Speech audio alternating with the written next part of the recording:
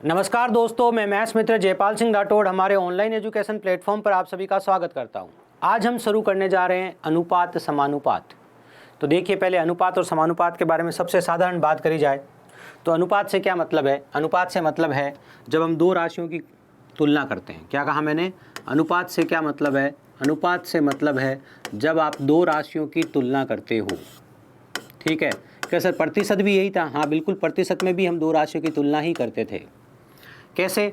अगर दो राशियां ये है 2000 और 3000, अगर हमें इसका सरल अनुपात लिखना हो तो हम लिखेंगे 2000 अनुपात 3000।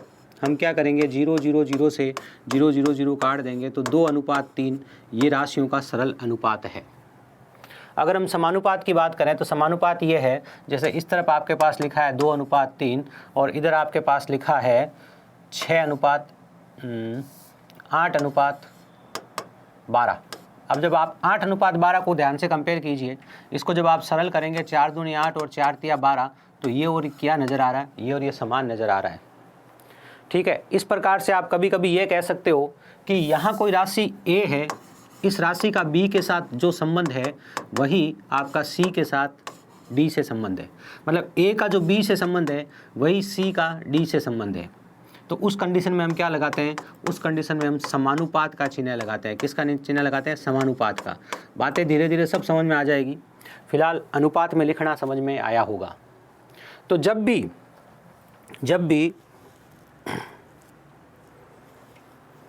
हिंदी की क्लास MP पटवारी में आएगी क्या? बिल्कुल, हिंदी की जो कुछ क्लासें तो डाली हुई है, कुछ क्लासेज आएगी।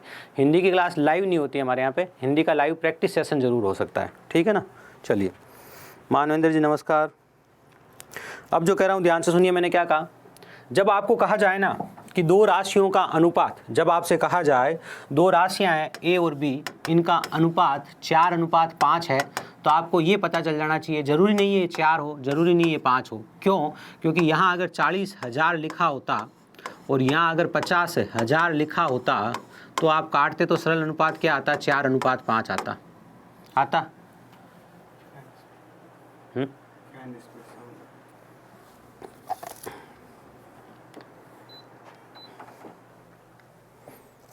तो जो आपका अनुपात आता कितना आता? 4 अनुपात 5 आता। यहाँ से अपने को एक बात पता चलती है, अनुपात दो राशियों के बीच का संबंध है। यहाँ अगर मुझे A को कुछ कहना है तो मैं उसे कह सकता हूँ 4P। यहाँ मुझे B को कुछ कहना है तो मैं कह सकता हूँ 5P। या फिर मैं इसे कह सकता हूँ 4X। क्या कह सकता हूँ मैं इसे? 4X। इसे मैं क्या कह सकता हूँ? 5X। समझे? ये सबसे पहली चीज़ हुई। सभी एग्ज़ाम्स में आपका जो विशेष तौर पे सभी एग्ज़ाम्स में 0 लेवल से लेके हर एग्ज़ाम में ये क्वेश्चन आते हैं। और जो आपको सबसे पहला सेगमेंट कराया जा रहा है वो बेसिक लेवल है। तो बेसिक लेवल है तो आपके GD लेवल के अनुसार ही सबसे पहला सेगमेंट आपको कराया जा रहा है। ये बेसिक लेवल है, इसका मतलब GD के अनुसार इसमें पढ़ाया जा रहा है। ठीक है, चलिए, यहाँ हमारे सामने क्या लिखा है उसको ध्यान से समझिए। इसको समझने से पहले एक बहुत ही ज़रूरी बात ध्यान से समझिए। मैं क्या कह रहा हूँ? मैं ये कह रहा हूँ, ध्यान से सुनना मैं क्या कह रहा हूँ। मैं कह रहा हूँ दो दोस्त हैं A और B। ठीक है सर, इनके धन का अनुपात 2 अनुपात 3 है। इनके धन का अनुपात कितना है? 2 अनुपात 3 है। ठीक है सर, इनके पास कुल धन, इनके पास जो कुल धन है वो 12,000 रुपये है। कितना है? 12,000 रुपये। तो आपसे कहा कि A का धन कितना है बताओ, या फिर आपसे कह दे B का धन कितना है बताओ। दो तरीके से आप आगे बढ़ सकते हो, ध्यान से देखना। सवाल समझ में आ गया? A और B दो राशियां हैं जिनका अनुपात 2 अनुपात 3 है। ठीक है, इन दोनों के पास मिलाकर A और B जो दो राशियां हैं, ये दोनों राशियां मिलकर कितनी हो जाएगी? ये दोनों राशियां मिलकर 12,000 हो जाएगी। आपसे पूछा गया A कितनी है, आपसे पूछा गया B कितना है। अगर सबसे पहले एक बेसिक 6th क्लास के मेथड की बात करें तो ध्यान से सुनना। हम क्लास 6th के मेथड की बात कर रहे हैं पहले, फिर थोड़ा सा हम कम्पिटेटिव की बात करेंगे। इसको अगर मैं 2P मान लूँ, इसको मैं 3P मान लूँ और दोनों को जोड़ूँ, ठीक है, दोनों को जोड़ूंगा तो कुल धन आएगा। कुल धन किसके बराबर होगा? 12,000 के। तो मैंने इसको P के रूप में मान लिया। ठीक है ना? 5P का मान 12,000 होगा। तो P का मान कितना होगा? P का मान होगा 5 दूनी 10, 12 दूना 24, 2400। कितना होगा? 2400। सबसे पहले तो मैं एक बात बता दूं आपको, जो बच्चे बार बार एक सवाल पूछ रहे हैं कि हमारे एग्ज़ाम में है या नहीं है। राहुल सिंह आज आपका आर्मी का सिलेबस डाल देंगे कोर्स में, देख लेना आप, है ना। और संडे को मैं उसकी पूरी जानकारी दूंगा, आज के डाउट सेशन में बताया था A to Z कैसे पढ़ना है, क्या सिलेबस में है, कितना आएगा, कहाँ से क्या पढ़ना है, अपने कौन से कोर्स में से कौन सी चीज़ कैसे पढ़ना है, सब बताऊँगा मैं, ठीक है। चलिए फिलहाल ध्यान से देखो। अच्छा एक बात आपको बता दूँ, जो अपना मैथ्स फाउंडेशन का बैच है, जो हमारा मैथ्स फाउंडेशन का बैच है अपना, मतलब हमारा मैथ्स फाउंडेशन का बैच जो है, अब जो मैथ्स फाउंडेशन का बैच है ना, इसमें मैथ्स के 50 टॉपिक है, इसमें मैथ्स के 50 टॉपिक है। कितने? 50 टॉपिक्स, ठीक है ना। मैथ्स के 50 टॉपिक है। अब इस बात को ध्यान से सुन लेना, मैथ्स फाउंडेशन बैच में मैथ्स के 50 टॉपिक है, पहली बात, ठीक है सर। दूसरी महत्वपूर्ण बात यह है, बेसिक लेवल में भी 50 है, मीडियम लेवल में भी 50 है, एडवांस लेवल में भी 50 है। मतलब यहाँ इनका बेसिक पढ़ेंगे, यहाँ इनका मीडियम पढ़ेंगे, यहाँ इनका हार्ड पढ़ेंगे, ये मैथ्स फाउंडेशन बैच है। लेकिन जिसके एग्जाम में जो है उसको केवल वही पढ़ाया जाएगा, आर्मी वालों को उतना ही पढ़ाया जाएगा जितना उनके एग्जाम में है। यूँ नहीं कि सर मैथ्स फाउंडेशन कोर्स में 50 टॉपिक है तो किसी ने स्पेशली अगर मैथ्स फाउंडेशन कोर्स ले रखा है तो वो 50 टॉपिक पढ़ेगा, लेकिन आर्मी वाला 12 टॉपिक ही पढ़ेगा।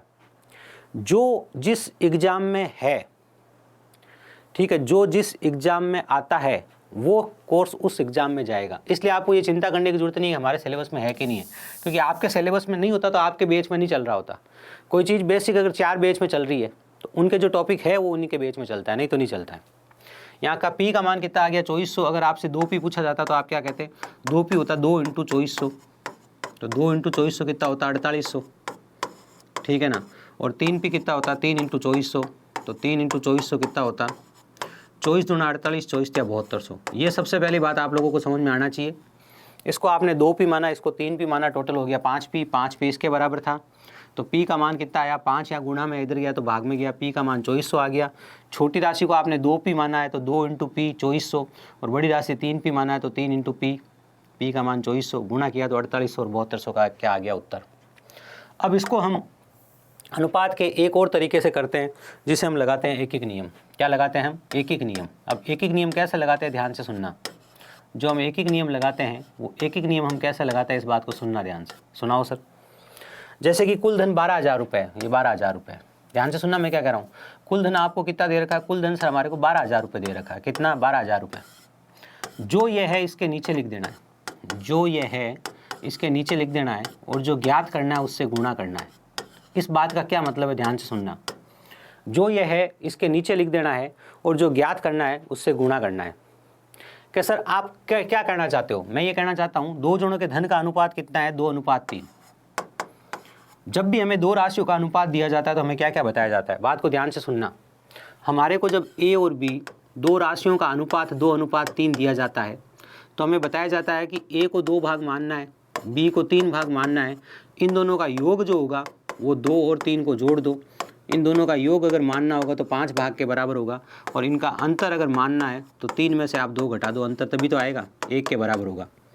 4 बातें, जब भी हमें दो राशियों का अनुपात दिया जाता है तो हमें 4 बातें पता चलती है। क्या बातें पता चलती है? 4 बातें। और 4 बातें कौन कौन सी है? ए क्या हो सकता है, बी क्या हो सकता है, योग क्या हो सकता है, अंतर क्या हो सकता है। समझे? बिल्कुल सर। अब बात को ध्यान से सुनना।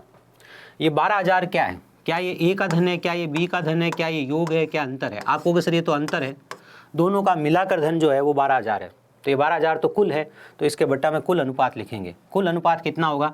देखो ए का अनुपात 2, बी का अनुपात 3, कुल अनुपात कितना होगा? 5। अब जो ज्ञात करना है उससे गुणा करेंगे। जो ये है इसके नीचे लिख दिया, बिल्कुल लिख दिया। जो ज्ञात करना है उससे गुणा करेंगे। ज्ञात क्या करना है? मान लो ए का धन ज्ञात करना है तो 2 से गुणा करेंगे, और बी का धन ज्ञात करना है तो 3 से गुणा करेंगे। बात समझ में आ गई होगी। 5 दूनी 10, 2 दूनी 4, 12 चौक 48, 4800 क्या आ गया? आपका उत्तर आ गया। इस तरह से आपको एक एक नियम लगाना भी आना चाहिए, बहुत ही इंपॉर्टेंट चीज़ है। अभी आप दो जनों में राशियों में, दो राशियों में किसी भी चीज़ को बांटना सीख गए हो।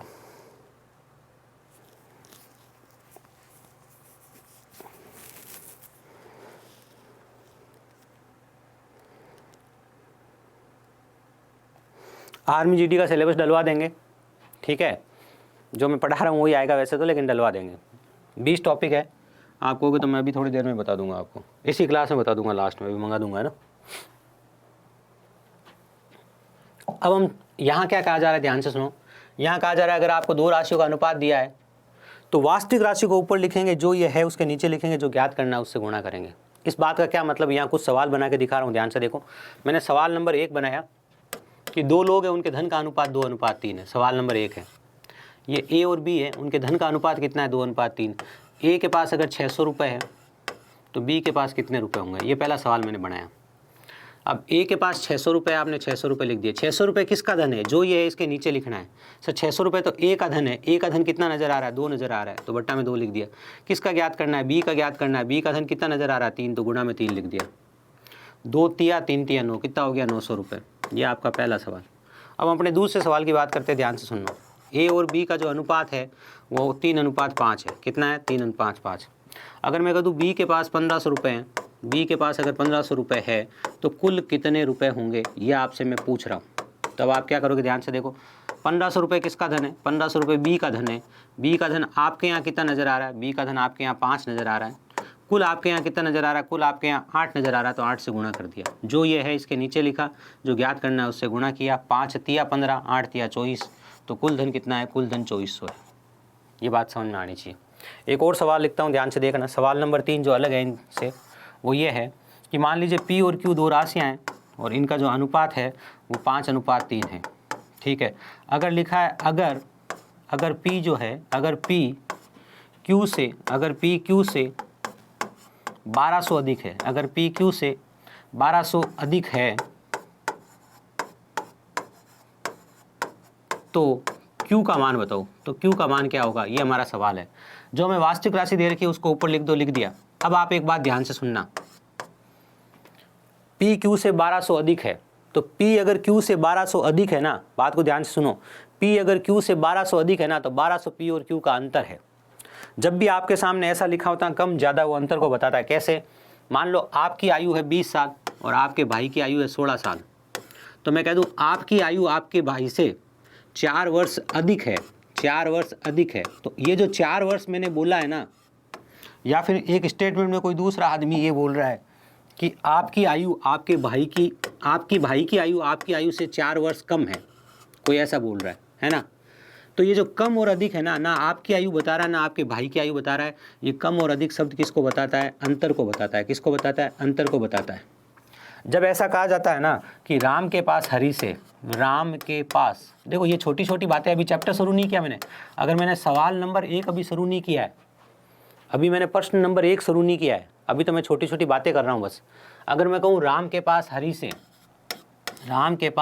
से 200 रुपये ज़्यादा है, 200 रुपये ज़्यादा है, ऐसा मैंने लिखा कि राम के पास हरि से 200 रुपये ज़्यादा है।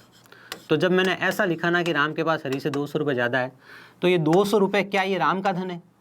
कोई कहे राम का धन है, नहीं सर। क्या ये हरि का धन है? नहीं सर। तो ये 200 रुपये क्या है? ये 200 रुपये दोनों के धन का अंतर है। 200 रुपये क्या है?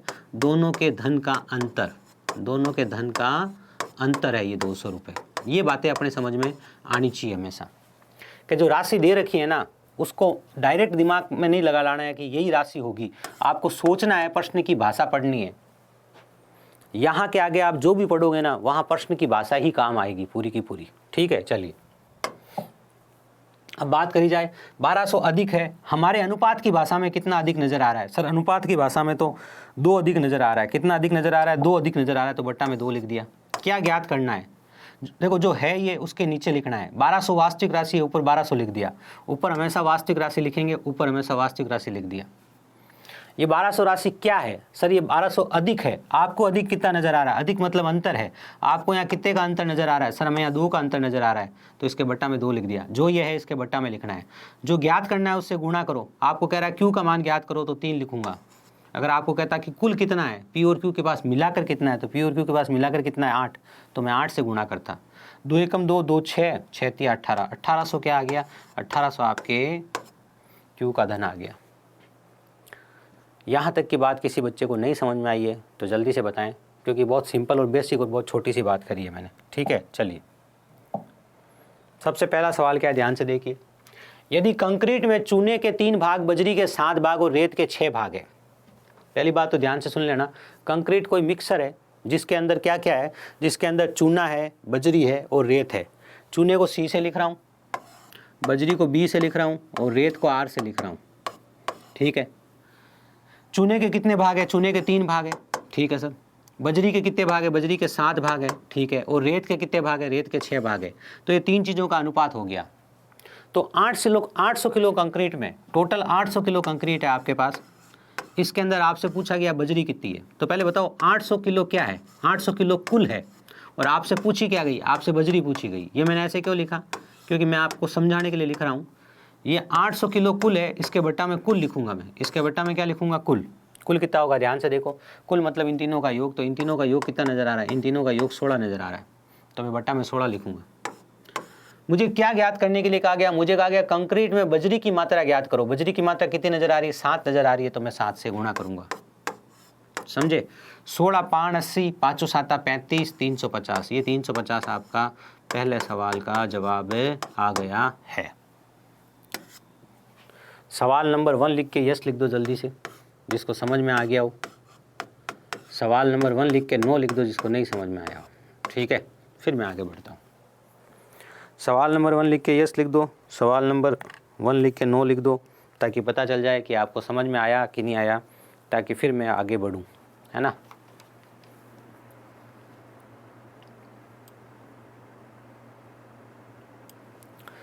जल्दी से बताओ बात समझ में आई कि नहीं आई, फिर आगे बढ़ा जाए।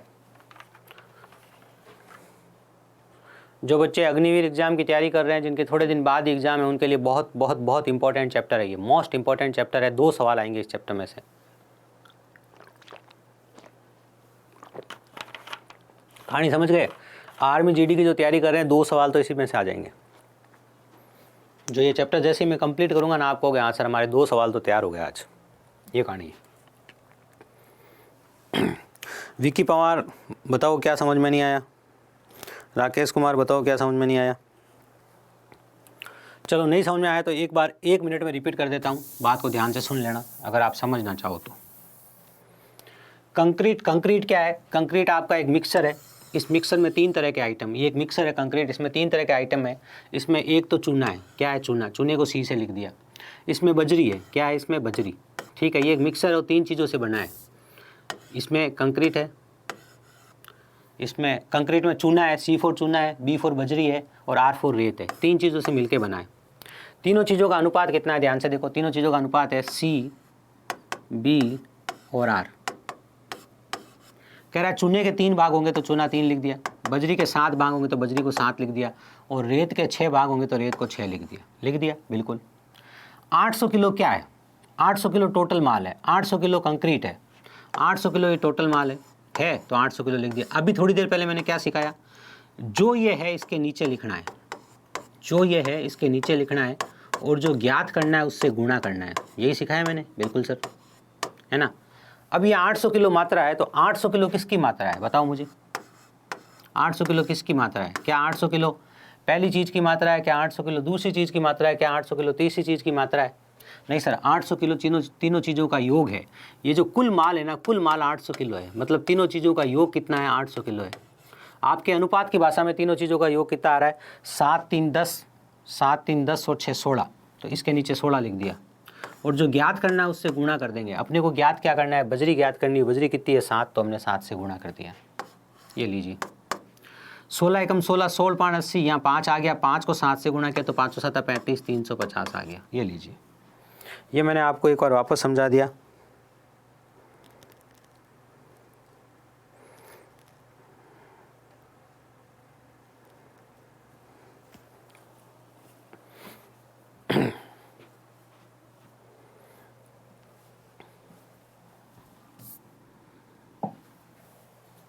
कुछ बच्चे बहुत भोले हैं, बाहर निकलेंगे ना तो इनको बाज के बच्चे उठा के ले जाएंगे। खरगोश के बच्चों की तरह करोगे तो बाज के बच्चे उठा के ले जाएंगे, ध्यान रखना। 2 ऊनी जैकेटों में ए और बी का मूल्य, 2 ऊनी जैकेट है, जैकेट समझ गए ना, 2 जैकेट है। अभी सर्दियाँ गई थी थोड़े दिन पहले, अभी अब गई नहीं है। 2 अलग अलग प्रकार के जैकेट है, इनके मूल्य का अनुपात 7:9 है। पहले और दूसरे जैकेट के मूल्य का अनुपात कितना है, 7:9। अब अनुपात कैसे आता है, मैंने सबसे पहले सिखाया चैप्टर शुरू करते ही, कि मान लो ये 700 रुपये का है, मान लो ये 900 रुपये का है, तो अनुपात कितना आएगा, 7:9 आएगा, है ना। मान लो ये 1400 रुपये का है और ये 1800 रुपये का है, आप काटोगे तो अनुपात कितना आएगा, ये 7:9 आएगा। तो हमें राशि नहीं पता, हमें पता है इन दोनों का संबंध, कि इन दोनों का जो धन का अनुपात है 7:9 है। अगर ये 7 रुपये में मिलता तो ये 9 रुपये में मिलता। ये इनका वास्तविक मान नहीं है, ठीक है ना, ये सिर्फ क्या है, ये सिर्फ इनका अनुपात है, ठीक है, बिल्कुल। यदि जैकेट ए का मूल्य जैकेट बी के मूल्य से 380 रुपये कम है तो पहले आपको ये बताना पड़ेगा 380 क्या है। अब एक बात ध्यान से सुनना, ये 380 क्या है मुझे बताओ। क्या ये जैकेट ए का मूल्य है? क्या ये जैकेट बी का मूल्य है? नहीं, ना तो ये जैकेट ए का मूल्य है, ना ही जैकेट बी का मूल्य है। अब हमें हिंदी पढ़नी आती है तो अब ध्यान से हिंदी पढ़ा रहा हूँ, उसको ध्यान से पढ़ो। मैंने लिखा यदि जैकेट ए का मूल्य जैकेट बी के मूल्य से 380 रुपये कम है, जहाँ पे भी कम ज़्यादा भाषा लिखी होती है वो अंतर को बताती है। मैं कहूँ आपके भाई की आयु आपसे 2 वर्ष कम है, इसका मतलब ये नहीं हो गया कि आपके भाई की आयु 2 साल है या आपकी आयु 2 साल है। वो 2 साल किसको बता रहा है? अंतर को बता रहा है। तो यहाँ कह रहा है जैकेट ए का मूल्य जैकेट बी के मूल्य से 380 रुपये कम है। हमें जो वास्तविक आंकड़ा दे रखा है वो 380 रुपये है। देखो अनुपात और प्रतिशत कभी वास्तविक आंकड़ा नहीं होता है, ये है वास्तविक आंकड़ा, इसलिए हमने 380 लिख दिया। यहाँ हमने कितना लिख दिया? 380। अब मैंने आपको क्या सिखाया बार बार, पूरे चैप्टर में हर क्वेश्चन में काम आएगा। जो ये है इसके नीचे लिखना है और जो ज्ञात करना है उससे गुणा करना है। क्या ये ए का मूल्य है तो 7 लिख दो, अगर ये बी का मूल्य है तो 9 लिख दो, अगर ये दोनों का मिलाकर मूल्य है तो दोनों का मिलाकर 16 लिख दो, अगर ये दोनों का अंतर है तो 2 लिख दो। बात समझ में आ गई? जो आपके सामने 380 लिखा हुआ है, इस 380 के नीचे आपको क्या क्या लिखना पड़ सकता है? 7 लिखना पड़ सकता है, 9 लिखना पड़ सकता है, 7 और 9 का योग 16 लिखना पड़ सकता है, 2 लिखना पड़ सकता है। 7 कब लिखोगे? जब ये ए का मूल्य होगा। 9 कब लिखोगे? जब ये बी का मूल्य होगा। अगर ये दोनों के मूल्य का योग होगा तो 16 लिखोगे और ये दोनों के मूल्य का अंतर होगा तो 2 लिखोगे। आज ये 300 रुपये कम बोला है, इसका मतलब ये दोनों के मूल्य का अंतर है, इसलिए आपने 2 लिखा बट्टा में। क्या ज्ञात करना है? जैकेट बी का मूल्य ज्ञात करना है। जैकेट बी का मूल्य कितना होगा? बी कितना है? 9, तो हमने 9 से गुणा कर दिया। 2 एकम 2, 19 दूना 38, यहाँ लिखा 190 गुणा 9, ठीक है। 0 से 0 कट गया, ठीक है। 19 नम 171, अगर 19 का पहाड़ा याद है तो, नहीं तो 9 9 81, 8 9 1 और 8 9 8 17। ये आपके सवाल का क्या है? उत्तर है। ये कार्य आपको इस प्रश्न में करना था। आई होप बात समझ में आ गई है, ठीक है। अगर यहाँ पर देखा जाए तो ये 9 से गुणा हो रहा है, जो ये आंकड़ा है ये 9 से गुणा हो रहा है। जो बच्चे गणित में होशियार है वो ये बात समझ ले, बाकी आप जो बेसिक लेवल की, चलो बेसिक की बात करते हैं फिलहाल यहाँ पे। आई होप ये बात हर बच्चे को समझ में आ गई है। अगले प्रश्न की बात करी जाए।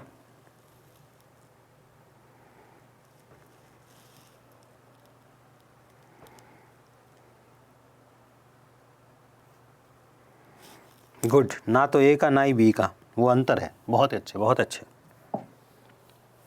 एक धनराशि को ABCD में इस अनुपात में बांटा गया, ए को डी से 1000 रुपये अधिक मिले तो सी को कितने रुपए मिले? ध्यान से देखना, मैं ABCD का अनुपात लिख रहा हूँ। आप खुद देख रहे होंगे एक ही तरह के हम कई सारे सवाल कर लेते हैं ताकि हमें अलग से प्रैक्टिस शीट कहीं पे नहीं करनी पड़े जब आप बेसिक लेवल का एग्जाम देने जाओ, है ना। ये बात मैं कह रहा हूँ आर्मी GD वालों के लिए, यूँ नहीं SSC GD वाले, UP पुलिस वाले, MP पुलिस वाले, BR पुलिस वाले, रेलवे वाले कहते हैं अब हमें और कुछ नहीं पढ़ना है, बहुत कुछ पढ़ना है आपको अभी इसके बाद में, है ना। ABCD का अनुपात कितना है? 5:2:4:3 है। कितना है? 5:2:4:3, ठीक है। अब ध्यान से देखो, हमें वास्तविक राशि दे रखी है 1000 रुपये। अब हम सवाल की भाषा पढ़ेंगे, सिर्फ सवाल की भाषा पढ़ेंगे। ध्यान से देखो, इस 1000 के नीचे हम अनुपात लिखेंगे। कितना लिखेंगे? ध्यान से देखो क्या लिखा है। ए को डी से 1000 अधिक मिले, ए को डी से 1000 अधिक मिले, यही भाषा लिखी है। ए को डी से 1000 अधिक मिले, ठीक है सर। अब मुझे बताओ ए को डी से 1000 अधिक मिले, आपके यहाँ ए को डी से कितने अधिक मिले? अगर हमारे अनुपात की भाषा में बात करें तो ए को 5 मिल रहा है, डी को 3 मिल रहा है, कितना अधिक मिल रहा है? 2 अधिक मिल रहा है। जो अनुपात की भाषा में है वही तो लिखना है। अरे भाई ये 1000 किसका है? क्या ये ए का है? नहीं सर। क्या ये डी का है? नहीं सर।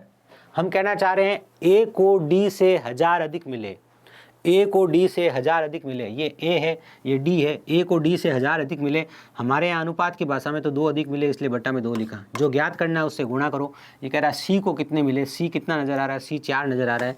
सी 4 नजर आ रहा है। 2 एकम 2, 2 दूनी 4, 2 को 1000 से गुणा करूंगा तो 2000 उत्तर आएगा। जिस बच्चे को तीसरा सवाल समझ में आ गया है वो जल्दी से 3 यस लिखे, और नहीं समझ में आया है तो 3 नो लिखें, ताकि मैं इसे और कुछ मेहनत से समझाऊँ। जिसको तीसरा सवाल समझ में आ गया है वो 3S या 3B लिख देवे जल्दी से। 3S या 3No लिख दे जिसको तीसरा सवाल समझ में आ गया है, और नहीं आया तो फिर नो लिख दे, इसमें क्या है।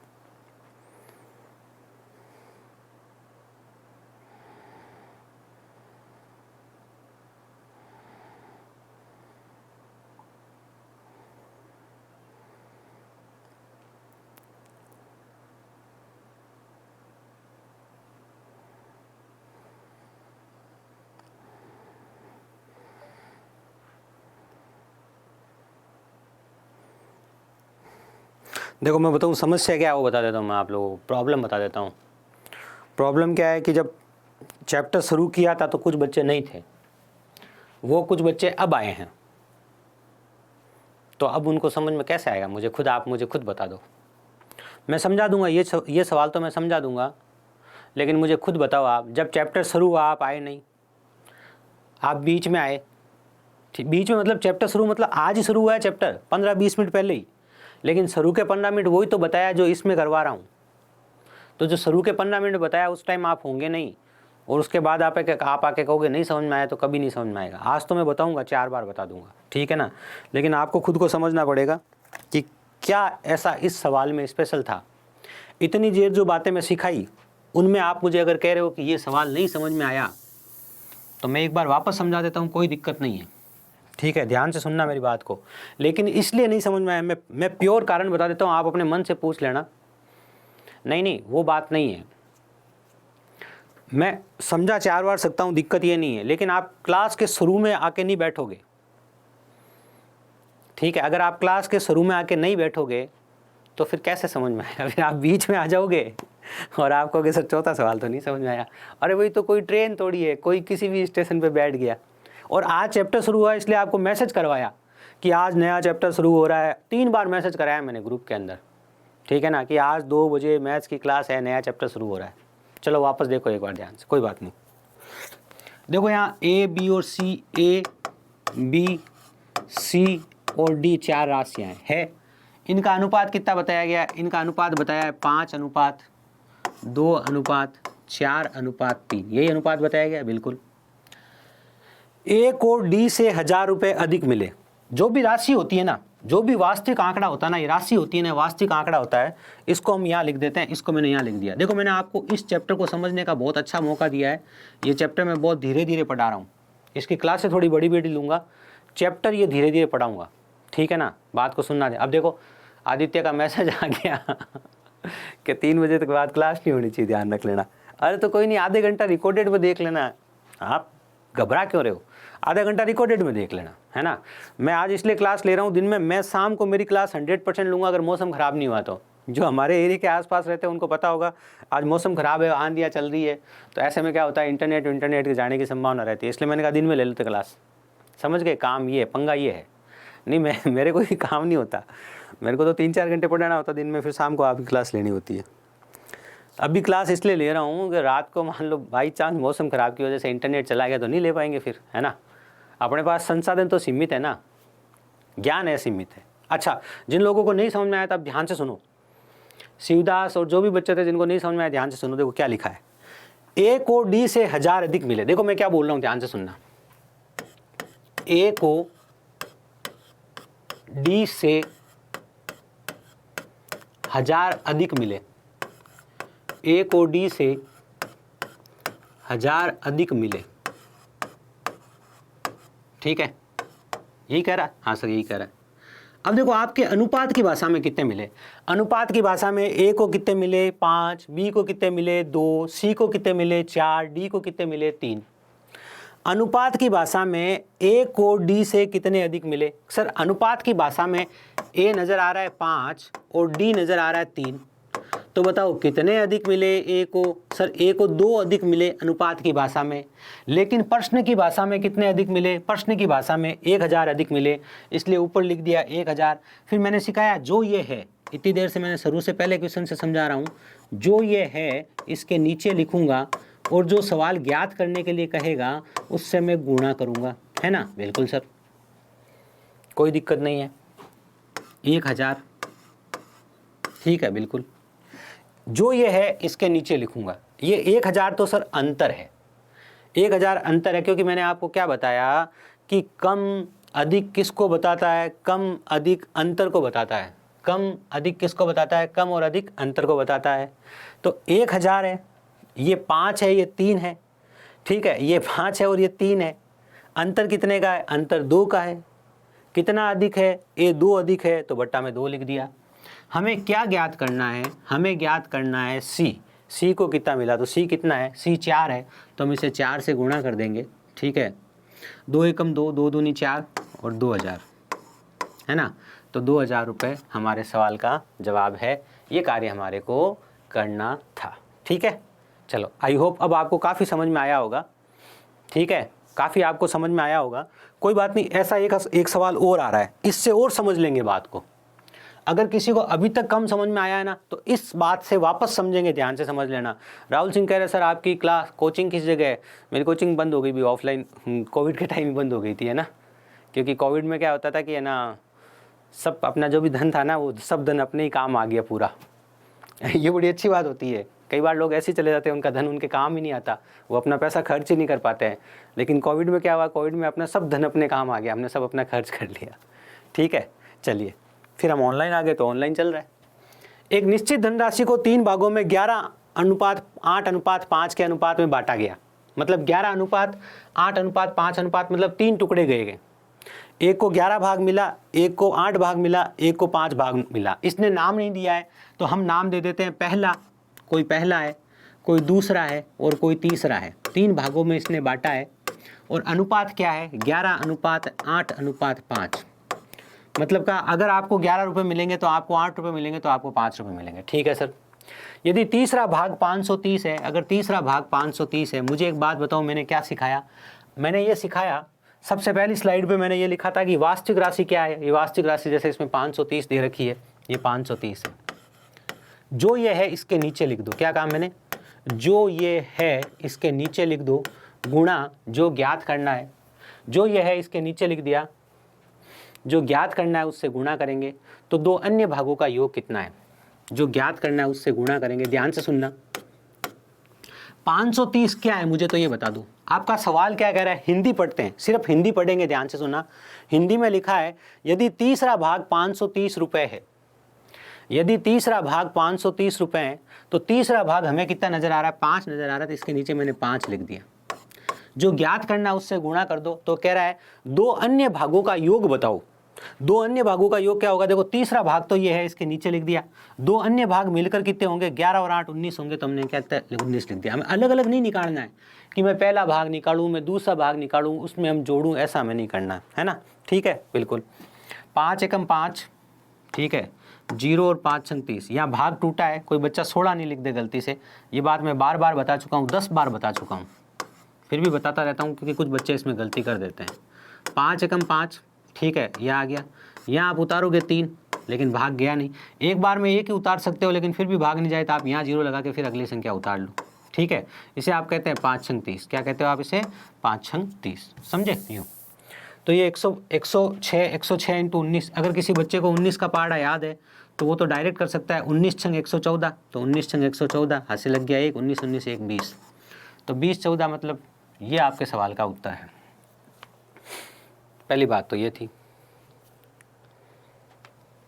यही उत्तर है।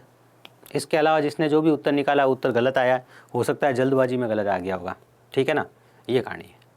तो आई होप हर बच्चे को ये सवाल समझ में आ गया है। अब मुझे जल्दी से बताओ, अब जल्दी से बताओ 4 यस और 4 नो लिख के, 4 यस और 4 नो लिख के जल्दी से बताओ कि ये सवाल समझ में आया कि नहीं आया। 4 यस और 4 नो लिख के जल्दी से बताओ कि ये सवाल समझ में आया कि नहीं आया।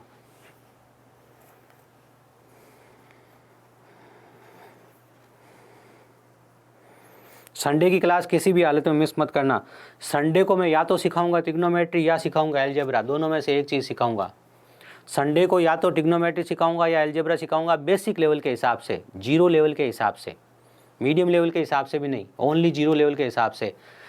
जितना आर्मी और वाई ग्रुप वगैरह के एग्जाम में पूछा जाता है उतने हिसाब से।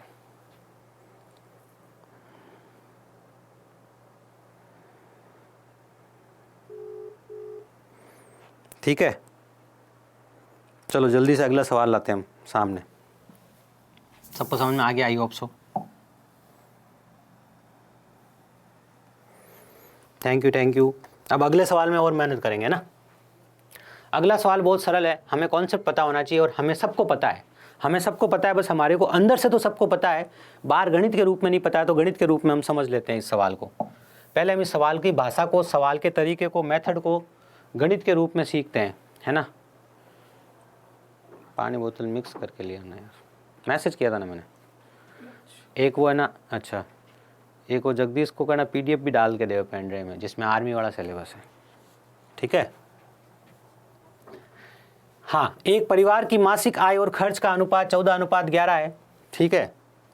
यदि उनकी बचत 13,500 रुपये है तो परिवार की मासिक आय कितनी है। पहले मुझे एक बात बताओ, मैं जो एक उदाहरण दे रहा हूँ, ठीक है, हाँ बिल्कुल पढ़ाएंगे सतीश, आपको मज़ा आ जाएगा। ट्रिग्नोमेट्री पढ़ गए, ट्रिग्नोमेट्री की टेबल मैं आपके दिमाग में सेट कर दूंगा पूरी A to Z, आपको याद नहीं करनी पड़ेगी ट्रिग्नोमेट्री की टेबल, पूरी टेबल आपके दिमाग में सेट एकदम, आप अपने आप खुद से ही ऐसे सोच लोगे ये मानिए होता है, ठीक है। आपको रटना नहीं पड़ेगा, टेबल बनानी नहीं पड़ेगी एग्जाम में। बस आप एक बात बताओ मुझे, छोटी सी बात बताओ, आपकी आय है, मान लो एक दिन की आय, मान लो आपकी एक दिन की आय है 500 रुपये, ठीक है। अभी आप स्टूडेंट हो, थोड़ी कम मान लेता हूँ मैं, ठीक है, बिल्कुल। और आपका जो व्यय मान लेता हूँ मैं, खर्चा, वो मान लेता हूँ आप 360 रुपये टोटल खर्च करते हो, एक दिन का बोल रहा हूँ मैं। कितने दिन का? एक दिन का, जिसमें आपका किराया, भाड़ा, परिवहन, एजुकेशन, ट्रांसपोर्टेशन सब एक दिन का शामिल अगर मैंने किया तो 360 रुपये आपने खर्च किए। मुझे आप बताओ आपकी रोज़ की बचत कितनी है, आपकी रोज़ाना की बचत कितनी है। मैं आपसे एक सवाल पूछ रहा हूँ, इस सवाल का मुझे जवाब दो। इसके बाद मैं आपसे एक और सवाल पूछ रहा हूँ, मैं पूछ रहा हूँ, मान लो आपकी आय है 36,000 रुपये। आपकी आय कितनी है? आपकी आय है 36,000 रुपये, ठीक है ना। जिसमें से आपका जो व्यय है, जो आपका खर्च है, वो है 24,000 रुपये। तो आपकी बचत कितनी है? तो आपकी बचत कितनी है ना, बिल्कुल। अगला सवाल मैंने आपसे ये पूछा, आप कहोगे सर ये तो सरल सवाल है, ये मैंने महीने की पूछी है, ये मैंने दिन की पूछी है, लेकिन सवाल तो बहुत सरल है ना। इसमें से आप इसको घटाओ, कितना आ जाएगा? 140 आ जाएगा, बिल्कुल आ जाएगा सर 140। तो 140 रुपये बचत है दिन की। अगर इस सवाल की बात करी जाए तो 6 और 6 12,000 रुपये क्या है? 12,000 रुपये आपके क्या है इस सवाल में बचत है। मैंने उदाहरण दिया, इस सवाल की बात नहीं कर रहा हूँ, अभी ये सवाल हल नहीं कर रहा हूँ। पहले मैं आपको ये पूछना चाह रहा हूँ, क्या आपको एक बात समझ में आई क्या? क्या सर, क्या आपको एक बात समझ में आई क्या कि जब आय में से व्यय घटाते हैं, आय में से व्यय घटाते हैं तो बचत आती है। क्या कहा मैंने? आय में से अगर व्यय घटाते हैं तो बचत आती है। ये एक सिंपल बेसिक कॉन्सेप्ट। आय में से आप व्यय घटाओगे तो कितना आएगा? बचत आएगा, पहली बात, ठीक है। अगर हमारे को मानना पड़ा तो हम आय को 100 रुपये भी मानते हैं। वो कब? जब हमें कहे कि इतने परसेंट परसेंटेज की कोई बात करें तो। फिलहाल परसेंटेज की कोई बात नहीं चल रही, ठीक है सर। आगे बात सुनना ध्यान से, ये बात समझ में आ गई सबको? कहाँ सर समझ में आ गई? अब कहानी क्या है, ध्यान से देखो, मैं क्या लिख रहा हूँ उसको ध्यान से समझना। मैं एक लाइन लिखूंगा, जिसने पहली लाइन समझ ली उसको पूरा सवाल समझ में आ जाएगा। देखो ध्यान से, मेरा सवाल कह रहा है आय, ठीक है सर, व्यय का मतलब होता है खर्च, फिर खर्च मैंने अनुपात में लिख दिया बचत। मेरे सवाल ने तो नहीं लिखा था सर बचत, मैंने लिख दिया मन से, मैंने मन से बचत भी लिख दिया। यहाँ पे क्यों लिख दिया? ध्यान से देखो, अगर 14 आपकी इनकम है और 11 आप उसमें से खर्च करते हो तो 14 में से 11 घटा दो, 3 क्या होगा? बचत होगा। तो मैंने तीनों चीज़ों का अनुपात लिख दिया। सवाल हमेशा 2 चीज़ों का अनुपात देगा, आपको तीनों चीज़ों का अनुपात मन में सोच लेना है पहले।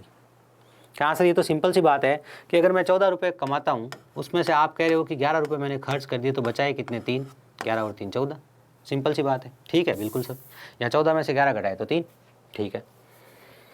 यदि परिवार की मासिक बचत अनुपात हो चाहे प्रतिशत हो, वो आंकड़े वास्तविक नहीं होते, काल्पनिक होते हैं। वास्तविक आंकड़ा ये होता है जो राशि लिखी हुई होती है, वास्तव में जो धन लिखा हुआ ये है। तो यहाँ लिखा हुआ है 13,500 रुपये। कितना लिखा हुआ है? 13,500 रुपये। अब ये 13,500 रुपये किसके बराबर है? अब ये 13,500 रुपये जो है वो किसके बराबर है? तो ये जो आपका 13,500 रुपये है ना, ये है बचत। 13,500 रुपये क्या है? बचत। देखो क्या लिखा है, यदि परिवार की मासिक बचत 13,500 रुपये है। हमारे अनुपात की भाषा में बचत कितनी है सर? आय है 11, खर्च है, सॉरी आय है 14, खर्च है 11, बचत है 3, तो इसके बट्टा में 3 लिख दिया। जो ये है इसके बट्टा में लिखना है, जो ज्ञात करना है उससे गुणा करना है। ज्ञात क्या करना है, परिवार की आय ज्ञात करनी है तो 14 से गुणा करूंगा, अगर खर्च ज्ञात करना होता तो 11 से गुणा करता। आय ज्ञात करनी है इसलिए किससे गुणा करूंगा, 14 से गुणा करूंगा। इसके बाद मुझे एक सिंपल सा गुणा करना है, पहले मुझे इसको इससे काटना है, तो 3 चौक 12 कितना हो गया, ध्यान से देखो 3 चौक 12, ठीक है, कितना बच गया 1, 3 पंजा 15, 3 पंजा 15, 0 0 गुणा 14।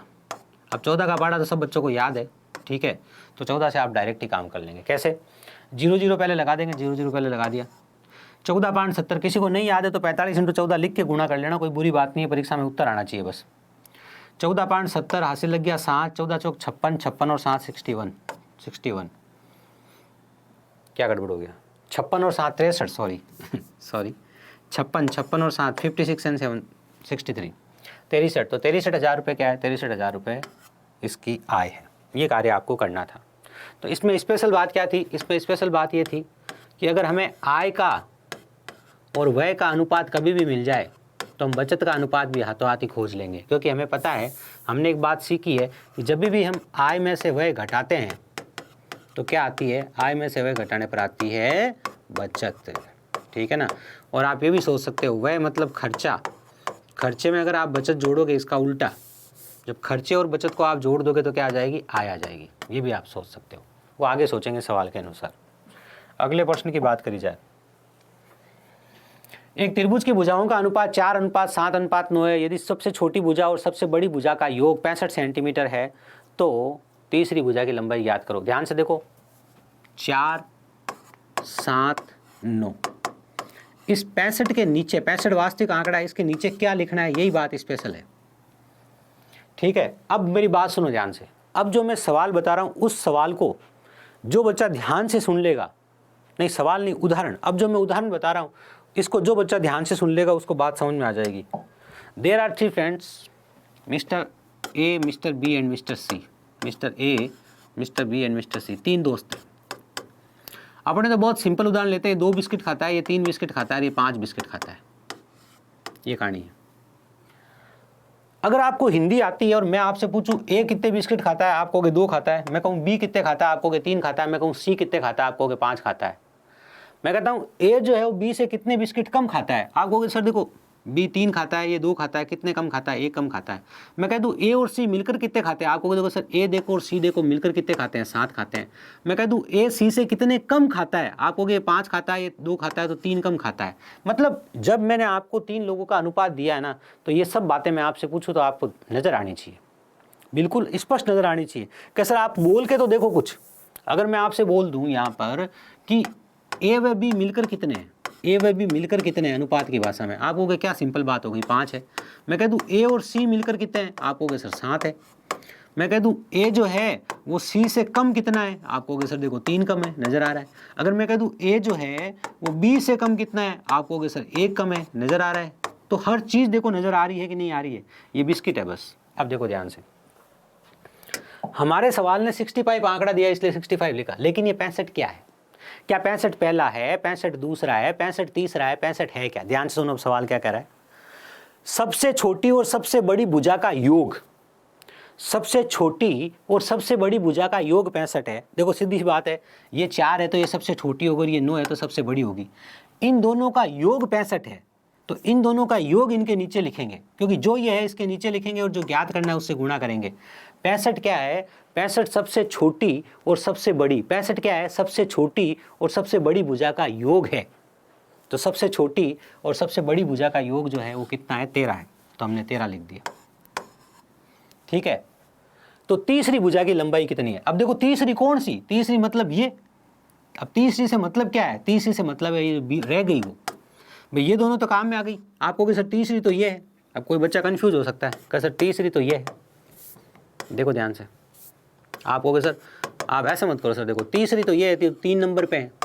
लेकिन सवाल ये कहना चाहता है कि देखो सबसे छोटी और सबसे बड़ी तो आपने काम में ले ली, जो बच गई वो तीसरी है, तो जो बच गई वो कितनी है, बच गई वो 7 है।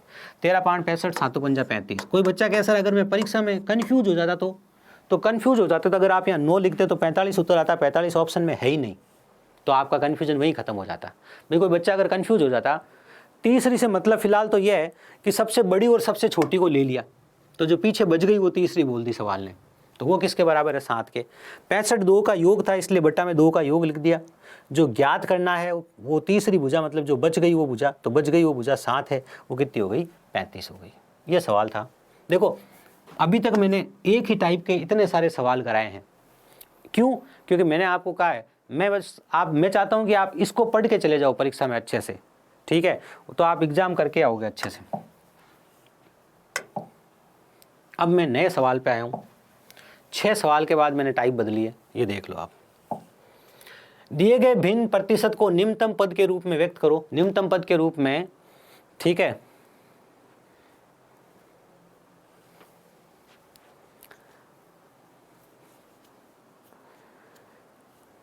आप टेंशन फ्री होकर पढ़ाई करो। देखो कमलेश यादव, जीवन में असफलताएं तो आती रहेगी, ठीक है?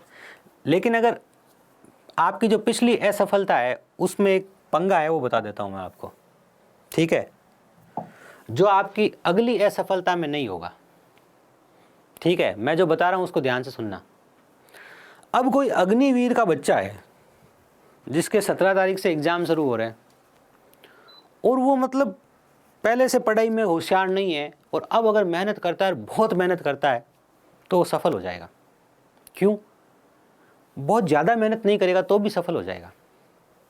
यूँ तो कल मैंने एक टीचर, देखो हम टीचर होते तो हम क्या करते हैं, पूरे दिन टीचर्स को ही देखते रहते हैं, है ना? टीचर्स को कौन से वाले हो, काम की चीज़ें नहीं देखते हो, वही शॉर्ट्स से ना होते हैं ना, मसाला वसाला, वो देखते रहते हैं जब फ्री होते हैं तब। तो कल एक टीचर कह रहे थे, बहुत बड़े टीचर इंडिया के, पागल हो क्या, 14 घंटे पढ़ना, 15 घंटे पढ़ना, 4-5 घंटे पढ़ोगे तो सिलेक्शन हो जाएगा। अरे सर, 4-5 घंटे पढ़ने से सिलेक्शन नहीं होता है ना? हर बच्चा कोई शुरू से बड़ी ऐसी जगह जहाँ पर बहुत अच्छे अच्छे टीचर्स पढ़ा रहे हो। देखो अच्छी जगह लक से मिलती है, अच्छी जगह होती है ना, वो लक से मिलती है। ज़रूरी नहीं है कि आप, है ना, आपको बहुत अच्छी महंगी स्कूल में भेजा गया, वहाँ आपको अच्छे टीचर मिल गए, है ना? हाँ, तो सौरभ मैं कह रहा हूँ ना, आप मेरी बात को पूरा सुनो ध्यान से। मैं कह रहा हूँ अग्निवीर का जिनका एग्जाम है, अगर वो अभी बहुत अच्छे से मेहनत करे ना, बहुत अच्छे से मेहनत करे, रोज के 12-13 घंटे पढ़े कम से कम, ठीक है, तो उसका सिलेक्शन हो सकता है।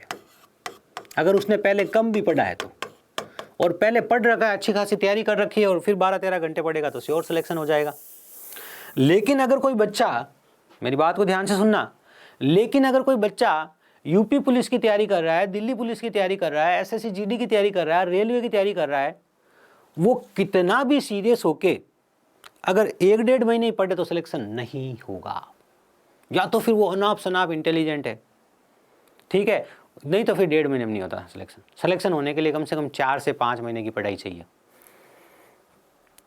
अब हाँ, 17 को होगा एग्जाम, बिल्कुल होगा, क्यों नहीं होगा। अब महत्वपूर्ण बात क्या है, ध्यान से सुनो। महत्वपूर्ण बात यह है, मान लो कोई बच्चा यूपी पुलिस की तैयारी कर रहा है, अग्निवीर वालों को तो मैंने बात बता दी, जिन्होंने अभी तक कम तैयारी कर रखी है, 12-13 घंटे अब रोज के पढ़ लोगे तो सिलेक्शन हो जाएगा अग्निवीर में।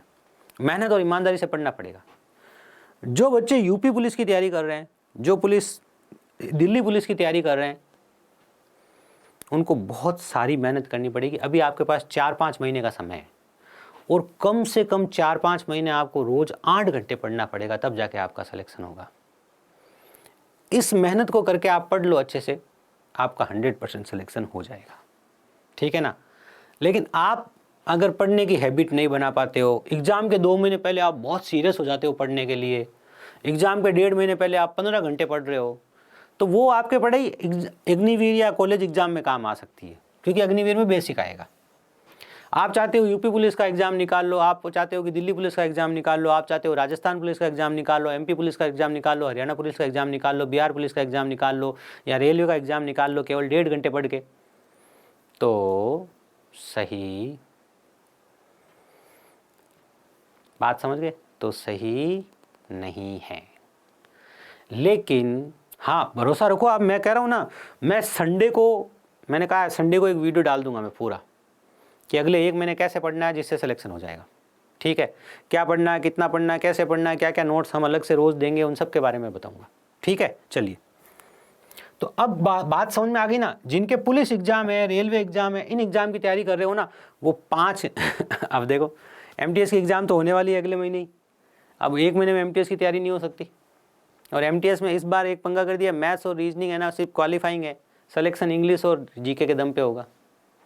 तो अब आपको ये ध्यान रखना है, कोई भी एग्जाम है उसके लिए 5 महीने पढ़ना है, और जितने घंटे पढ़ सको उतने घंटे पढ़ना है।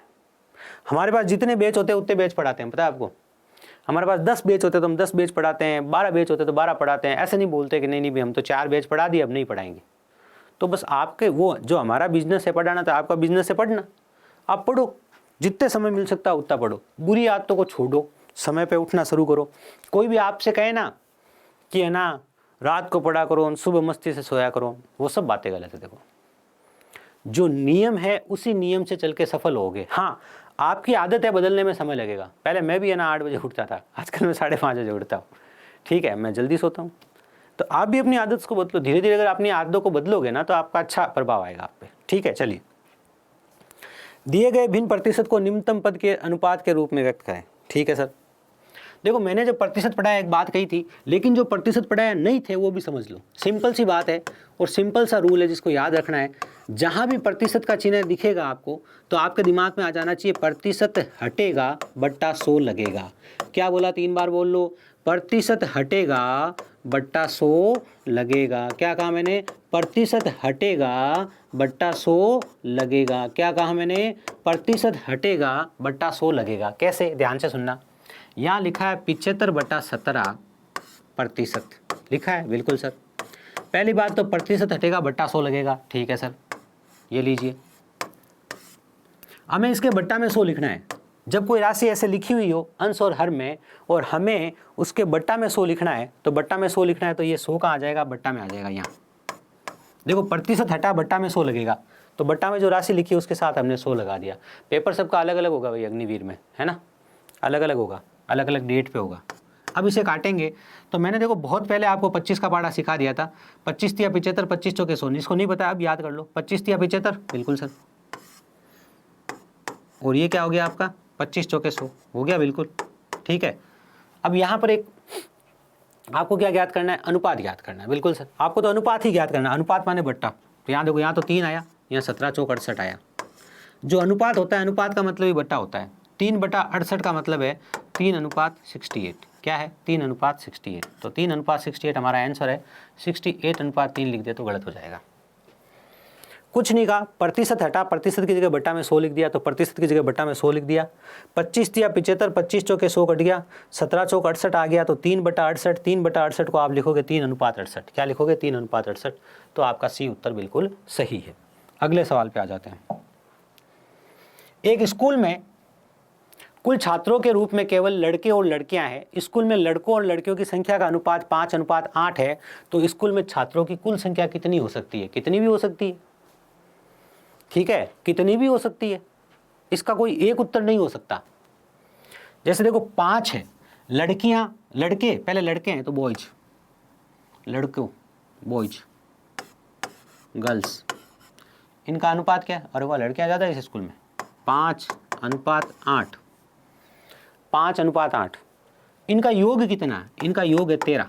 तो हमारा जो भी 13 के गुणज है वो सब उत्तर होंगे। अब 13 के गुणज ही क्यों उत्तर होंगे, ध्यान से सुन लेना, क्योंकि लड़के और लड़कियों की संख्या का योग, ना लड़कों की संख्या ना लड़कियों की संख्या, ना लड़के और लड़कियों की संख्या का योग पॉइंटों में नहीं आ सकता। कभी भी आप ऐसा नहीं सुन सकते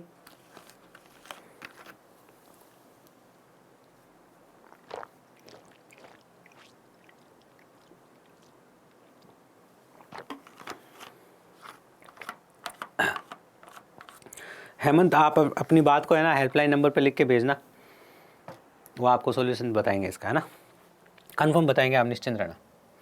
आपको एक हेल्पलाइन नंबर दिया है, कुछ भी प्रॉब्लम हो उनको फ़ोन करके मैसेज कर दिया करो, और जवाब नहीं आए तो फ़ोन कर दिया करो। कैसा, मुझे बताओ, सर ने बोला हमारे को हेल्पलाइन नंबर दिया, प्रॉब्लम बताओ, लेकिन कॉल करने का टाइम है 10 से 6। देखो लड़के कितने, 5, लड़कियां कितनी, 8, 8 और 5 कितने हो गए, 13। 13 के सभी गुणज उत्तर होंगे, 13 के सभी गुणज उत्तर होंगे। पर पॉइंटों में नहीं आ सकता। क्यों? क्योंकि लड़के और लड़कियों की संख्या पॉइंटों में नहीं हो सकते। कभी ऐसा हमने सुना ही नहीं 5.2 लड़के वहाँ खड़े हैं, 5.3 लड़कियाँ वहाँ खड़ी है, ऐसा तो हमने कभी सुना नहीं, है ना। तो 13 के गुणज उत्तर होंगे। उत्तर कौन होंगे? 13 के गुणज। अगर आपको 13 का गुणज डायरेक्ट दिख जाए तो ठीक है, नहीं तो आप करके देखिए। मुझे 13 का गुणज डायरेक्ट दिख रहा है, ये उत्तर है, तो बाकी उत्तर नहीं हो सकते। ये 13 का गुणज क्यों दिख रहा है मुझे? अगर आपने वर्ग याद किए थे तो 13 का वर्ग होता है 169। 13 का वर्ग कितना होता है? 169। तो इसका मतलब 169 कहता है कि मैं 13 × 13 हूँ। 169 क्या कहता है? मैं 13 × 13 हूँ। तो ये जो 169 है क्या है? 13 × 13 है। तो ये 13 × 13 × 10 है। इसका मतलब इसके अंदर 13 है, तो ये 13 का गुणज है। तो यही उत्तर हो गया। इसके आगे चेक करने की जरूरत नहीं पड़ी। ये 13 का गुणज नहीं है। अगर 2600 होता तो उत्तर होता। ये 13 का गुणज नहीं है, ये 13 का गुणज नहीं है, क्योंकि उत्तर तो एक ही होगा ना। तो छात्र यहाँ अगर योग 13 दिखा अनुपातों का तो उत्तर 13 का गुणज होगा। ये विशेष बात है, ध्यान रखिएगा। ऐसा एक सवाल दर्पण के ऊपर भी आता है। ऐसा एक सवाल क्या आता है? दर्पण के ऊपर भी आता है। ठीक है, क्या आता है कि एक पेटी थी, एक बॉक्स था, उसमें दर्पण थे। दर्पण मतलब शीशे थे। एक बॉक्स था, उस बॉक्स में जो है शीशे थे, और वो शीशे नीचे गिरे। ये बॉक्स एकदम नीचे गिर गया, और नीचे गिर गया तो जो आपका साबुत मतलब तो पूरे बिना टूटे हुए साबुत और जो टूटे हुए जो शीशे हैं उनका अनुपात 7:5 है। तो आप बताओ कि इसके अंदर कितने शीशे होंगे? कुल संख्या कितनी होगी? इसके अंदर कुल संख्या है वो कितनी होगी? तो ध्यान से देखिए। जो शीशा साबुत है वो साबुत है, वो टूटा हुआ नहीं हो सकता, और जो टूटा है वो टूटा हुआ नहीं हो सकता। मतलब जो टूटा है वो टूटा हुआ साबुत नहीं हो सकता। आप ऐसा नहीं कह सकते कि 5.6 शीशे साबुत है ना, पॉइंटों में नहीं हो सकता। या तो चीज़ टूटी हुई होगी या चीज़ बिना टूटी हुई होगी। ठीक है, तो यहाँ पर कुल संख्या कितनी नजर आ रही है? कुल संख्या यहाँ 12 नजर आ रही है। तो जो उत्तर होगा, इसके अंदर जो शीशे होंगे वो 12 के गुणज होंगे। क्या होंगे? 12 के गुणज। तो 12 के गुणज क्या होंगे? उत्तर होंगे। 12 का गुणज क्या होगा? 12 का गुणज उत्तर होगा। तो इस तरह का एक सवाल शीशे के ऊपर भी आता है। मैंने बता दिया कैसा आता है। ठीक है, चलिए अगले सवाल की बात करें जाए। यदि 7 फीट लड़के की छाया 21 फीट है तो कितने फीट लड़के की छाया 15 फीट होगी? ध्यान से देखना। अगर लड़का है 7 फीट का, ये तो लड़का वास्तव में है, और ये इसकी छाया है कितनी? 21 फीट। ध्यान से देखो, लड़का है कितने फीट का? 7 फीट का। इसकी छाया कितनी है? 21 फीट है बिल्कुल। तो इनका अनुपात क्या आ रहा है? ध्यान से देखो, इनका सरल अनुपात आ रहा है 1:3। अब ये कह रहा है यदि छाया 15 फीट है, देखो छाया 15 फीट है, छाया बाद में लिखी, तो लड़का कितने का होगा? अनुपात तो 1:3 होगा। ये जो राशि है बाद में, जो छाया है, ये बाद में जो लिखी हुई है छाया, एक और वापस लिख देता हूँ, ध्यान से देखना। ऊंचाई और छाया, ऊंचाई मतलब वास्तव में आपकी जो ऊंचाई है वो, और छाया मतलब जो जमीन पर आपकी शैडो बन रही है वो। ठीक है, ऊंचाई जब 7 है तो छाया कितनी है? 21 है। मतलब अगर सरल अनुपात करो, काट के निकालो, काटा तो 1:3। अगर ये 1 है तो ये कितनी होगी? 3 होगी। मतलब छाया कितनी होगी? 3 गुनी होगी। अब हमसे कहा गया, इसी में एक सवाल हमसे पूछा गया कि ऊंचाई और छाया के बारे में हमसे सवाल पूछा गया कि देखो छाया जो है ना वो कितनी है? छाया वो 15 है, तो छाया की जगह 15 लिख दिया। देखो जो जहाँ है वहाँ फिट करोगे, ध्यान रखना, घबराना नहीं है। छाया कितनी है? 15 है, तो ऊंचाई कितनी होगी? अब हमें पता है कि छाया कितने गुना है? छाया 3 गुना है। तो क्योंकि देखो जब ऊंचाई 7 होती है, तो छाया कितनी होती है? छाया 21 होती है। इसका मतलब ऊंचाई 1 होगी तो छाया कितनी होगी? 3 होगी। मतलब ये 3 गुना होगी। कितनी होगी? 3 गुना। तो अब मैं यहाँ पर क्या लिखूँ कि ये 3 गुना हो जाए? तो मैं अगर 5 लिखूंगा तभी तो ये 3 गुना होगी। यहाँ 5 होगा, यहाँ 15 होगा, तभी तो क्या होगा? 1:3। कितना होगा? 1:3। तो ये कार्य आपको इसमें करना था। आई होप बात समझ में आ गई है। इसको करने का दूसरा तरीका क्या है वो ध्यान से देखना। ये तो मैंने आपको व्यवहारिक तरीका बता दिया। आप अनुपात समानुपात के तरीके से भी इसको कर सकते हो। कैसे कर सकते हो? ध्यान से सुनना।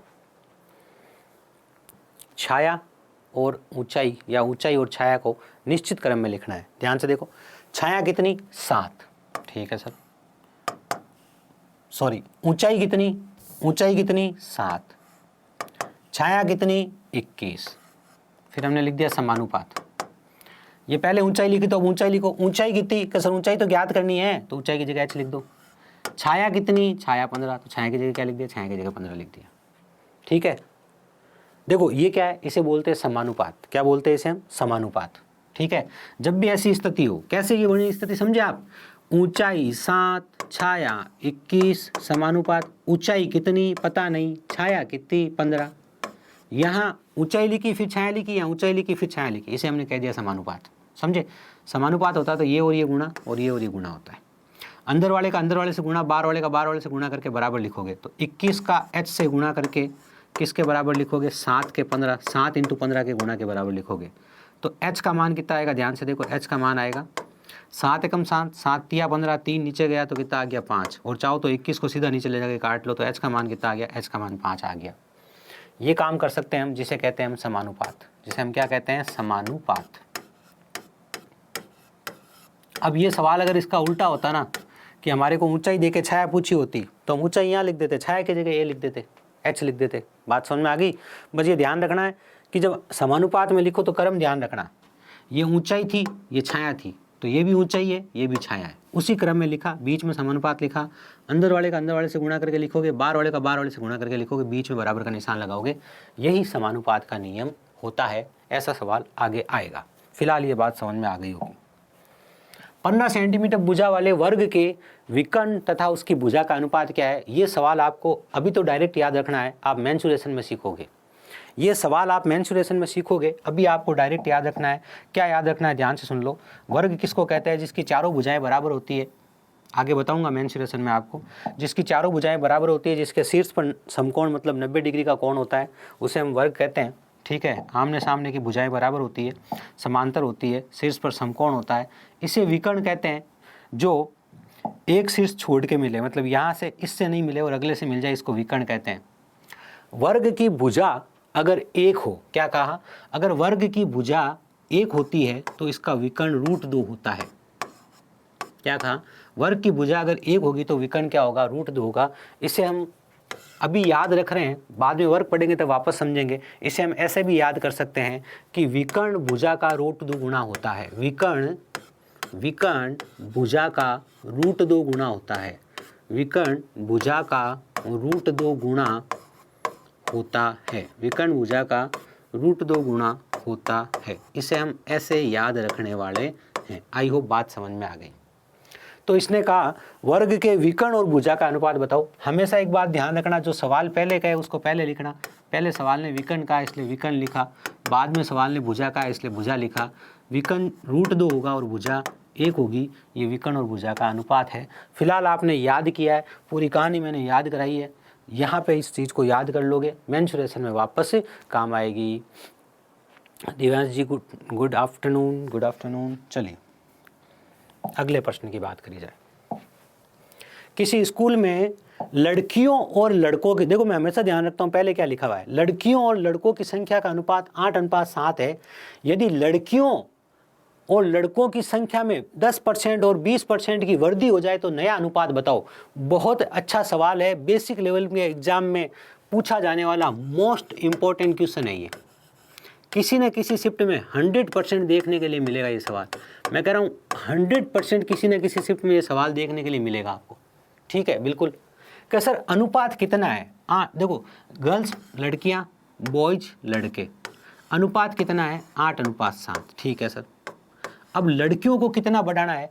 लड़कियों को 10% बढ़ाना है और लड़कों को 20% बढ़ाना है। कहा है यदि लड़कियों तथा लड़कों की संख्या में प्रतिशत वृद्धि 10% और 20%, पहले लड़कियां हैं लड़कियों को 10 और बाद में लड़के हैं, इसको 20% बढ़ाया जाए तो नया अनुपात कितना होगा? ठीक है? जब भी हम दो राशियों को अनुपात में लिखते हैं तो जितने मर्जी आए हमारे उतने जीरो हम लगा सकते हैं मन से। ठीक है? तो देखो लड़के और लड़कियों का अनुपात तो 8:7 था, लेकिन हमने इसको क्या लिख दिया? ध्यान से देखना, हमने इसे लिख दिया 80:70। आप चाहते तो 800:700 भी लगा सकते थे। दोनों तरफ जितने जीरो चाहो आप अपने मन से लगा लो। हाँ, जब एक जीरो ही लगा रहे हैं, एक जीरो से हमारा काम हो जाएगा। कोई कहे सर मुझे कैसे पता चलेगा हो जाएगा, तो आप मन से पहले ही 2 जीरो लगा लेना। अगर आपको डाउट हो तो मन से पहले ही 2 जीरो लगा लेना। लो सर लगा दिया। अब वैसे तो मैंने आपको प्रतिशत पढ़ाया गया है, इसको 10% बढ़ाना है। कितना बढ़ाना है इसको? 10%। और इसको कितना बढ़ाना है? 20% बढ़ाना है। लेकिन जब मैंने परसेंटेज पढ़ाया और कोई नहीं था तो उसको बता देता हूँ, ध्यान से सुन लो। 800 को 10% बढ़ाओ तो ध्यान से देखो 800 का 10% कितना होता है? 800 का 10%। वैसे तो प्रतिशत पढ़ लेना, मैंने पढ़ा दिया है। सबसे पहले पहला चैप्टर प्रतिशत ही पढ़ाया था मैंने आपको, है ना। 800 का 10% निकालना तो कैसे निकालेंगे? देखो 800 का की जगह क्या लिख देंगे? गुणा 10, प्रतिशत हटेगा तो बट्टा 100 लगेगा।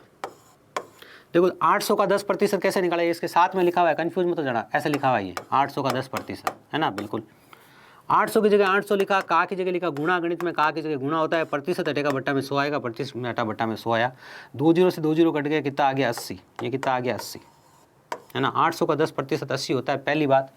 दूसरी बात, किसी भी संख्या का 10% निकालना हो, इस बात को याद रखना, किसी भी संख्या का 10% निकालना, उसके पीछे वाला जीरो हटा दो। हमारे सामने 800 लिखा हुआ था, क्या लिखा हुआ था 800, हमें 800 का 10% निकालना है, तो हमें कुछ नहीं सोचना है, बस पीछे वाला जीरो हटा देना। तो 800 का 10% कितना होगा 80 होगा। 10% का मतलब होता है 10वां हिस्सा।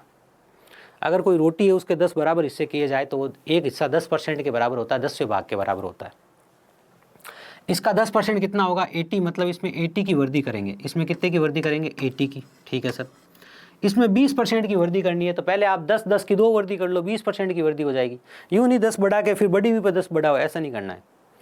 अपने देखो 700 का 10% कितना होगा, 700 का 10% 70 होगा सर, अभी आपने सिखाया है। 700 का 10% 70 होगा, तो 20% क्या होगा 70 + 70 कितना हो गया 140। सिंपल सी भाषा में बात करी 140। फिलहाल जो मैं सिखा रहा हूँ वो उतना ही सीख लो, परसेंटेज पढ़ो तो पढ़ लो, ये तो समझ में आ गया ना। आप रोड पे खड़े हो, आपसे कोई पूछ ले 800 का 10% क्या होगा, आप कहोगे पीछे वाला जीरो हटा दे भाई। आपको कहे 800 का 20% बताओ, तो आप कहोगे देख 800 को एक जीरो हटा दे, 10% निकल जाएगा, 10% से 80 है तो 10% और जोड़ दे 160 हो जाएगा। आपसे कोई कहे 700 का 20% बताओ, आप कहोगे देखो 700 का 10% कितना होता है 70 होता है, एक जीरो हटा दिया, तो 20% के लिए 70 और 70 कितना हो गया 140 हो गया। मतलब बिना गणित का काम किया हमने अभी तक, ठीक है सर। अब ऐसा करने से हमारे पास जो नई राशियाँ आ गई है वो कौन सी आ गई, ध्यान से देखो। हमारे पास नई रही, पहले 800 था, इसमें 80 बढ़ गया, अब एक राशि आ गई 880, ये नई राशि है हमारे पास जो 880 है, ठीक है सर। उसके बाद की कहानी है, हमारे पास 700 था, 140 हमने जोड़ा तो कितना हो गया 840 हो गया, हमारे पास दूसरी राशि है। पहले तो हमने जीरो से जीरो काट दिया, फिर हम 4 से काट रहे हैं, 4 दूनी 8 और 1, 4 से हम काट रहे हैं, 4 दूनी 8, 4 दूनी 8। देखो भाई जीरो से जीरो काट दिया, फिर हमने 4 से काटा, आप चाहो तो 2 से काट के फिर 2 से भी काट सकते हो, तो 22:21 के आ गया, आपके सवाल का जवाब आ गया। ऐसे ये सवाल करना था। पहले जो संख्या दे रखी थी अनुपात में, उसको कोई संख्या मान लेना था, मर्जी से उसके पीछे कुछ जीरो लगा लेने थे, जितने परसेंट उसने बढ़ने का कहा या घटने का कहा वो कर लेना, बढ़ा है तो बढ़ा लेना, घटने का कहे तो घटा लेना, ठीक है। चलिए 11 में यस या नो लिख के भेजो, 11 में यस या नो। मैं अगले सवाल की बात करता हूँ। ए और बी के पास कुल इतने रुपए हैं, ए के पास मौजूदा धन का 4/15 भाग बी के मौजूदा धन का 2/5 भाग के बराबर है। अब ध्यान से सुन लो, जो मैं जो बात कह रहा हूं उसको ध्यान से सुनना। अब यहां पर आपको समझना पड़ेगा बात को, एक छोटी सी कहानी सुननी पड़ेगी, बहुत छोटे बच्चों की कहानी। कक्षा 3 का बच्चा जिसको ABCD आता हो या 1 2 3 10 तक आता हो, वो इस कहानी को समझ सकता है। मतलब कक्षा 3 का बच्चा जिसको 1 से 10 तक की गिनती आती हो, ABCD 4 वर्ड आते हो, वो भी सीख जाएगा। कैसे, ध्यान से सुनो। 4 खिलौने हमारे पास, A B C और D, ठीक है। ये एक बंदा है राम, इसके पास 4 खिलौने। अब हमारे पास एक बंदा है हरी, और हरी के पास जो खिलौने हैं उनका नाम क्या है, ध्यान से देखना। उनका नाम है ए बे से और दे, ठीक है ना। एग्जैक्ट सेम खिलौने। इसका जो खिलौना ए है ना, उसका ये खिलौना ए बे से दे, ABCD AB। कई लोग कहते हैं मुझे प्रोनाउंसिएशन सही करना नहीं आता, इसमें कोई बड़ी बात नहीं है, नहीं भी आता हो, काम नहीं पड़ा अपने सरकारी स्कूल में, है ना। ABCD ए बे से दे, ABCD ए बे से दे, खिलौने सेम है, खिलौने सेम है। इसने ए लिखा, इसने ए लिखा, इसने बी लिखा, इसने बी लिखा, बे लिखा, इसने सी लिखा, इसने सी लिखा, इसने डी लिखा, इसने डी लिखा। कहानी समझ आई, सेम खिलौने, बस इसके हिंदी में लिखा हुआ है और इसने क्या कर दिया इंग्लिश में लिख दिया, सेम खिलौने। अब यहां पर एक स्टेटमेंट दिया गया है। अब मैंने ये आपको एक बात बता दी। अब ये बात आप चाहो तो एक मतलब 6-7 साल के बच्चे को पकड़ के तू रुक, तू सुन, उसने भी सुन ली। अब आप उससे कहो कि देख, राम का बी हरि के ए के बराबर है।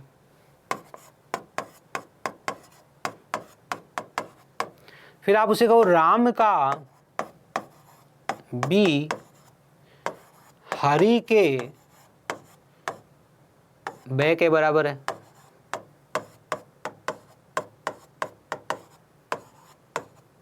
अब वो खिलौने देख रहा है, आपको तो खिलौना दिख नहीं रहा, वो खिलौने देख रहा है। खिलौने देख के उसे शक्ल पता चल रही है कि भाई राम का जो बी है ना वो हरी के बे के बराबर है। तो वो कह देगा ये जो आपका पहला स्टेटमेंट है ये तो क्या है, गलत है, और ये दूसरा स्टेटमेंट क्या है, सरल है, सही है। इतनी बात तो आपको मेरी समझ में आ गई होगी, इतनी बात तो समझ में आ गई होगी कि पहला स्टेटमेंट गलत है, दूसरा स्टेटमेंट सही है। बहुत छोटे बच्चों वाली बात कही मैंने, कही ठीक है। अब हम क्या करेंगे, हम हिंदी में आ जाते हैं।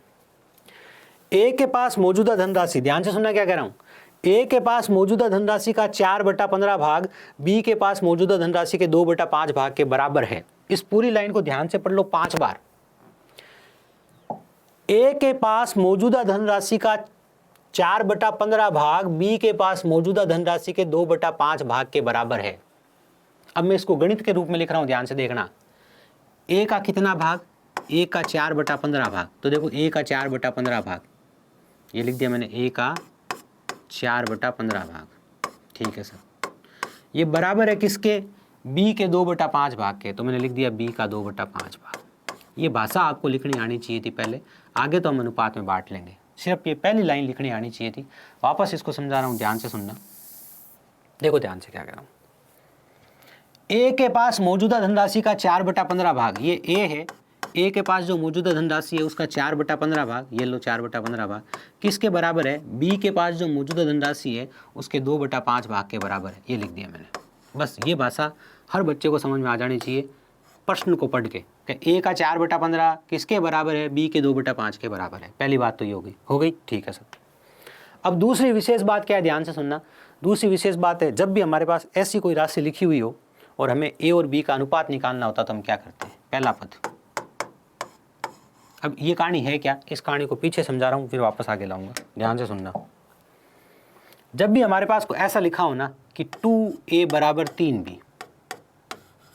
है ना, बीच में बराबर का निशान लगा हुआ है और हमें अगर a और b का अनुपात निकालना है, कब, जब बीच में बराबर हो। ध्यान से सुन लेना मैं क्या कर रहा हूँ, जब बीच में बराबर हो और हमें a और b का अनुपात लिखना है तो हम क्या करेंगे, a के साथ जो लिखा हुआ है ना उसको यूं का यूं लाके यहाँ लिख देंगे, और b के साथ जो लिखा हुआ है उसको लाके यूं का यूं यहाँ लिख देंगे। गणित में ऐसा क्यों होता है तो ध्यान से समझो। 2a बराबर लिखा है 3b, ठीक है, a यहाँ का यहाँ है, ठीक है, b बराबर के इधर आएगा तो नीचे आएगा बिल्कुल, 3 यहाँ का यहाँ है और 2 इधर आएगा तो नीचे आएगा 3/2, इसलिए ऐसा होता है। तो रिजल्ट क्या है, ध्यान से देखो, 3/2। क्या सर, यहाँ से हमें एक बात पता चली, एक नियम पता चला है, छोटे छोटे नियम है जो हमें हमेशा याद रखने पड़ेंगे, जो बार बार काम आएंगे, और वो ये है कि जैसे अगर कहीं पे लिखा हुआ मिल जाए मुझे कि 7r = 6q है, तो इसका मतलब ये हो गया r और q का अनुपात लिखना है तो 6 तो इधर आ जाएगा और 7 इधर आ जाएगा। इसका मतलब कहीं अगर लिखा है, ध्यान से देखना, 2/3p = 4/7q लिखा हुआ है, और अगर मुझे p बराबर, अगर मुझे p और q का अनुपात लिखना है तो q के साथ जो लिखा है उसको तो मैं इधर लाके लिख दूंगा, और जो p के साथ लिखा है मैं इसको इधर लाके लिख दूंगा, पूरा का पूरा, बिना किसी दिक्कत के। आई होप आपको बात समझ में आई है, ठीक है ना। बट्टा वाले का ध्यान रखना, बट्टा वाले की कहानी अलग है, साथ में लिखे हुए की कहानी अलग है। ये साथ में लिखे हुए की कहानी बताइए, बट्टा की कहानी नहीं बताइए, बट्टा की कहानी आगे बताऊंगा, ठीक है। चलिए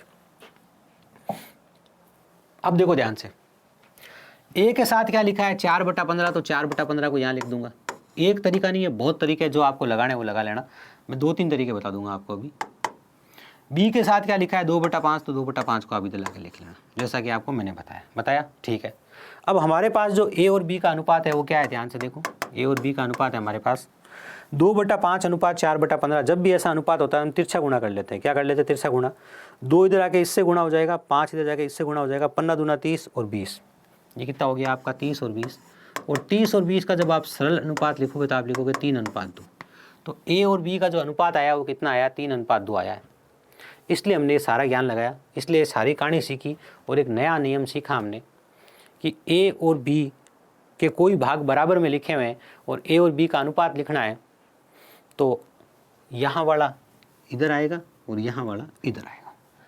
जब दो राशियों का सरल अनुपात निकालना हो तो इसको इससे गुणा कर दो, इसको इससे गुणा कर दो और अनुपात में लिख दो, सरल अनुपात निकल जाएगा 3:2। ठीक है, बिल्कुल सर। अब ध्यान से देखो, ए और बी के पास कुल 4,655 रुपए है। आपकी भाषा में कुल रुपए कितने हैं? सर हमारी भाषा में तो कुल रुपए 5 ही है। भाई ए के पास कितने? 3, बी के पास कितने? 2, कुल मिलाकर कितने? 5। ठीक है, तो कुल हमारे को दे रखे हैं 4,655 रुपए, हम तो कह रहे हैं कुल 5 है। तो ये कह रहा है बी के पास कितने रुपए हैं? बी के पास मुझे तो 2 रुपए नजर आ रहे हैं, तो मैं इसे 2 से गुणा करूंगा, क्योंकि जो ये है इसके नीचे लिखते हैं, जो ज्ञात करना है उससे गुणा करते हैं। 5 नम 45, 5 तिया 15, 5 एकम 5, 2 31 दूना 62, 9 दूनी 18, 1862। सी आपका सही उत्तर है। ये कार्य आपको ऐसे करना था। यहाँ आपने एक नई चीज़ सीखी। देखो, जितनी भी न्यू थिंग्स सीख रहे हो ना, जितनी भी नई चीज़ें सीख रहे हो ना, उन सबको नोटबुक में कहीं नोट डाउन ज़रूर कर लेना, है ना। और नई चीज़ें सीखने के लिए नया चैप्टर पढ़ते हो, और ये तो गंगा है। 3 ही तो सबसे बड़े चैप्टर है आपके। कौन से? नंबर सिस्टम, परसेंटेज और रेशियो, जिसमें से रेशियो पढ़ रहे हो आप। किसी संख्या का 62% दूसरी संख्या के 3/5 के बराबर है। लो भाई, वो का वो सवाल अभी आपने जो लिखा था, पिछली बार ए बी लिखा हुआ था, यहाँ पे लिखा हुआ था कि ए का इतना, बी का इतना। इस बार नाम नहीं दिया, इस बार नाम हम देंगे। किसी संख्या का 62% किसी दूसरी संख्या के 3/5 के बराबर है। तो ये जो पहली संख्या है इसको तो हम मन से ए बोल देंगे, और दूसरी संख्या इसको मन से बी बोल देंगे। तो हम बोलेंगे ए का 62%। ध्यान से देखो, हिंदी पढ़ो। ए का 62%, तो देखो हमने क्या लिख दिया? ए का 62%। ये देखो ध्यान से लिख दिया, ए का 62% बराबर है किसके? बी के 3/5 के। बी का 3/5 के बराबर। ठीक है, बिल्कुल। पहले तो ये लाइन हर बच्चे को समझ में आनी चाहिए। यहाँ लिखा है किसी संख्या का 62% किसी दूसरी संख्या के 3/5 के बराबर है। तो हमने ये समझा कि पहली संख्या को ए मान लिया, दूसरी संख्या को बी मान लिया। ए का 62% बराबर है किसके? दूसरी संख्या बी के 3/5 के। ये हमने भाषा लिख ली, बिल्कुल। अब एक बात ध्यान रखना, अगर दोनों तरफ प्रतिशत होगा तो प्रतिशत से प्रतिशत कट जाएगा। हाँ देंगे, प्रैक्टिस खूब सारे क्वेश्चन कराएंगे, निश्चिंत रहो। पहले एक बार बेसिक लेवल का सिलेबस पूरा होने दो।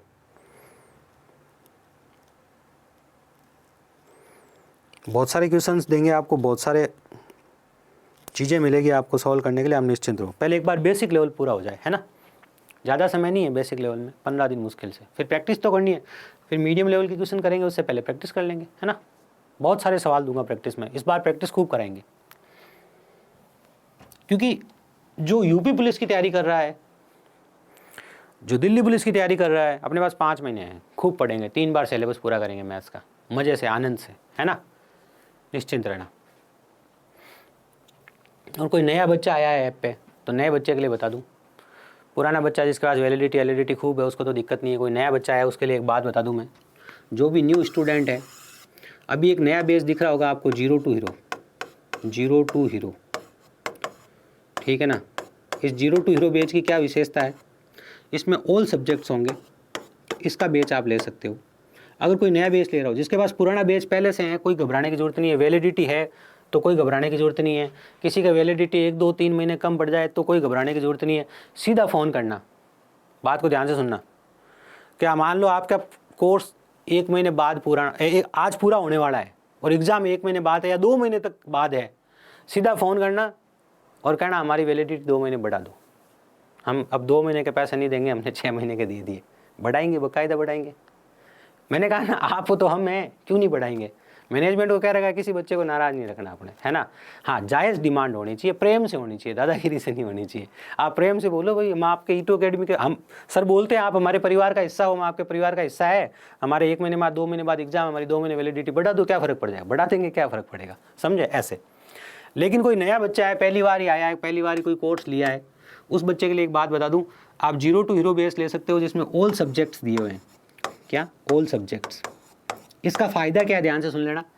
0 to हीरो बैच एक बार लेने के बाद, ईटू अकेडमी पे 0 to हीरो बैच एक बार लेने के बाद, उसके बाद फ्यूचर में आप कोई भी बैच लो और वो कितने भी रुपए का बैच हो, पूरी लाइफ टाइम के लिए पूरी लाइफ टाइम तो मैं चाहता नहीं किसी को पढ़ाना, मैं तो चाहता हूँ 1 साल में तो ज़्यादा से ज़्यादा सेलेक्ट हो ही जाए बच्चा।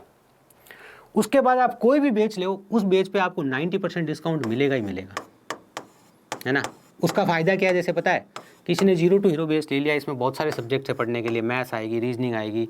अच्छा, इस बैच की एक और विशेषता बता दूँ, इसमें मैथ्स रीजनिंग दोनों में पढ़ाऊँगा, है ना, और आपको बहुत आनंद आएगा, इस बात की गारंटी है। मैथ्स और रीजनिंग 0 टू हीरो बैच में मैं पढ़ाऊँगा दोनों, और बहुत आनंद आएगा आपको, ठीक है। 0 से पढ़ेंगे ऊपर तक पढ़ेंगे सब।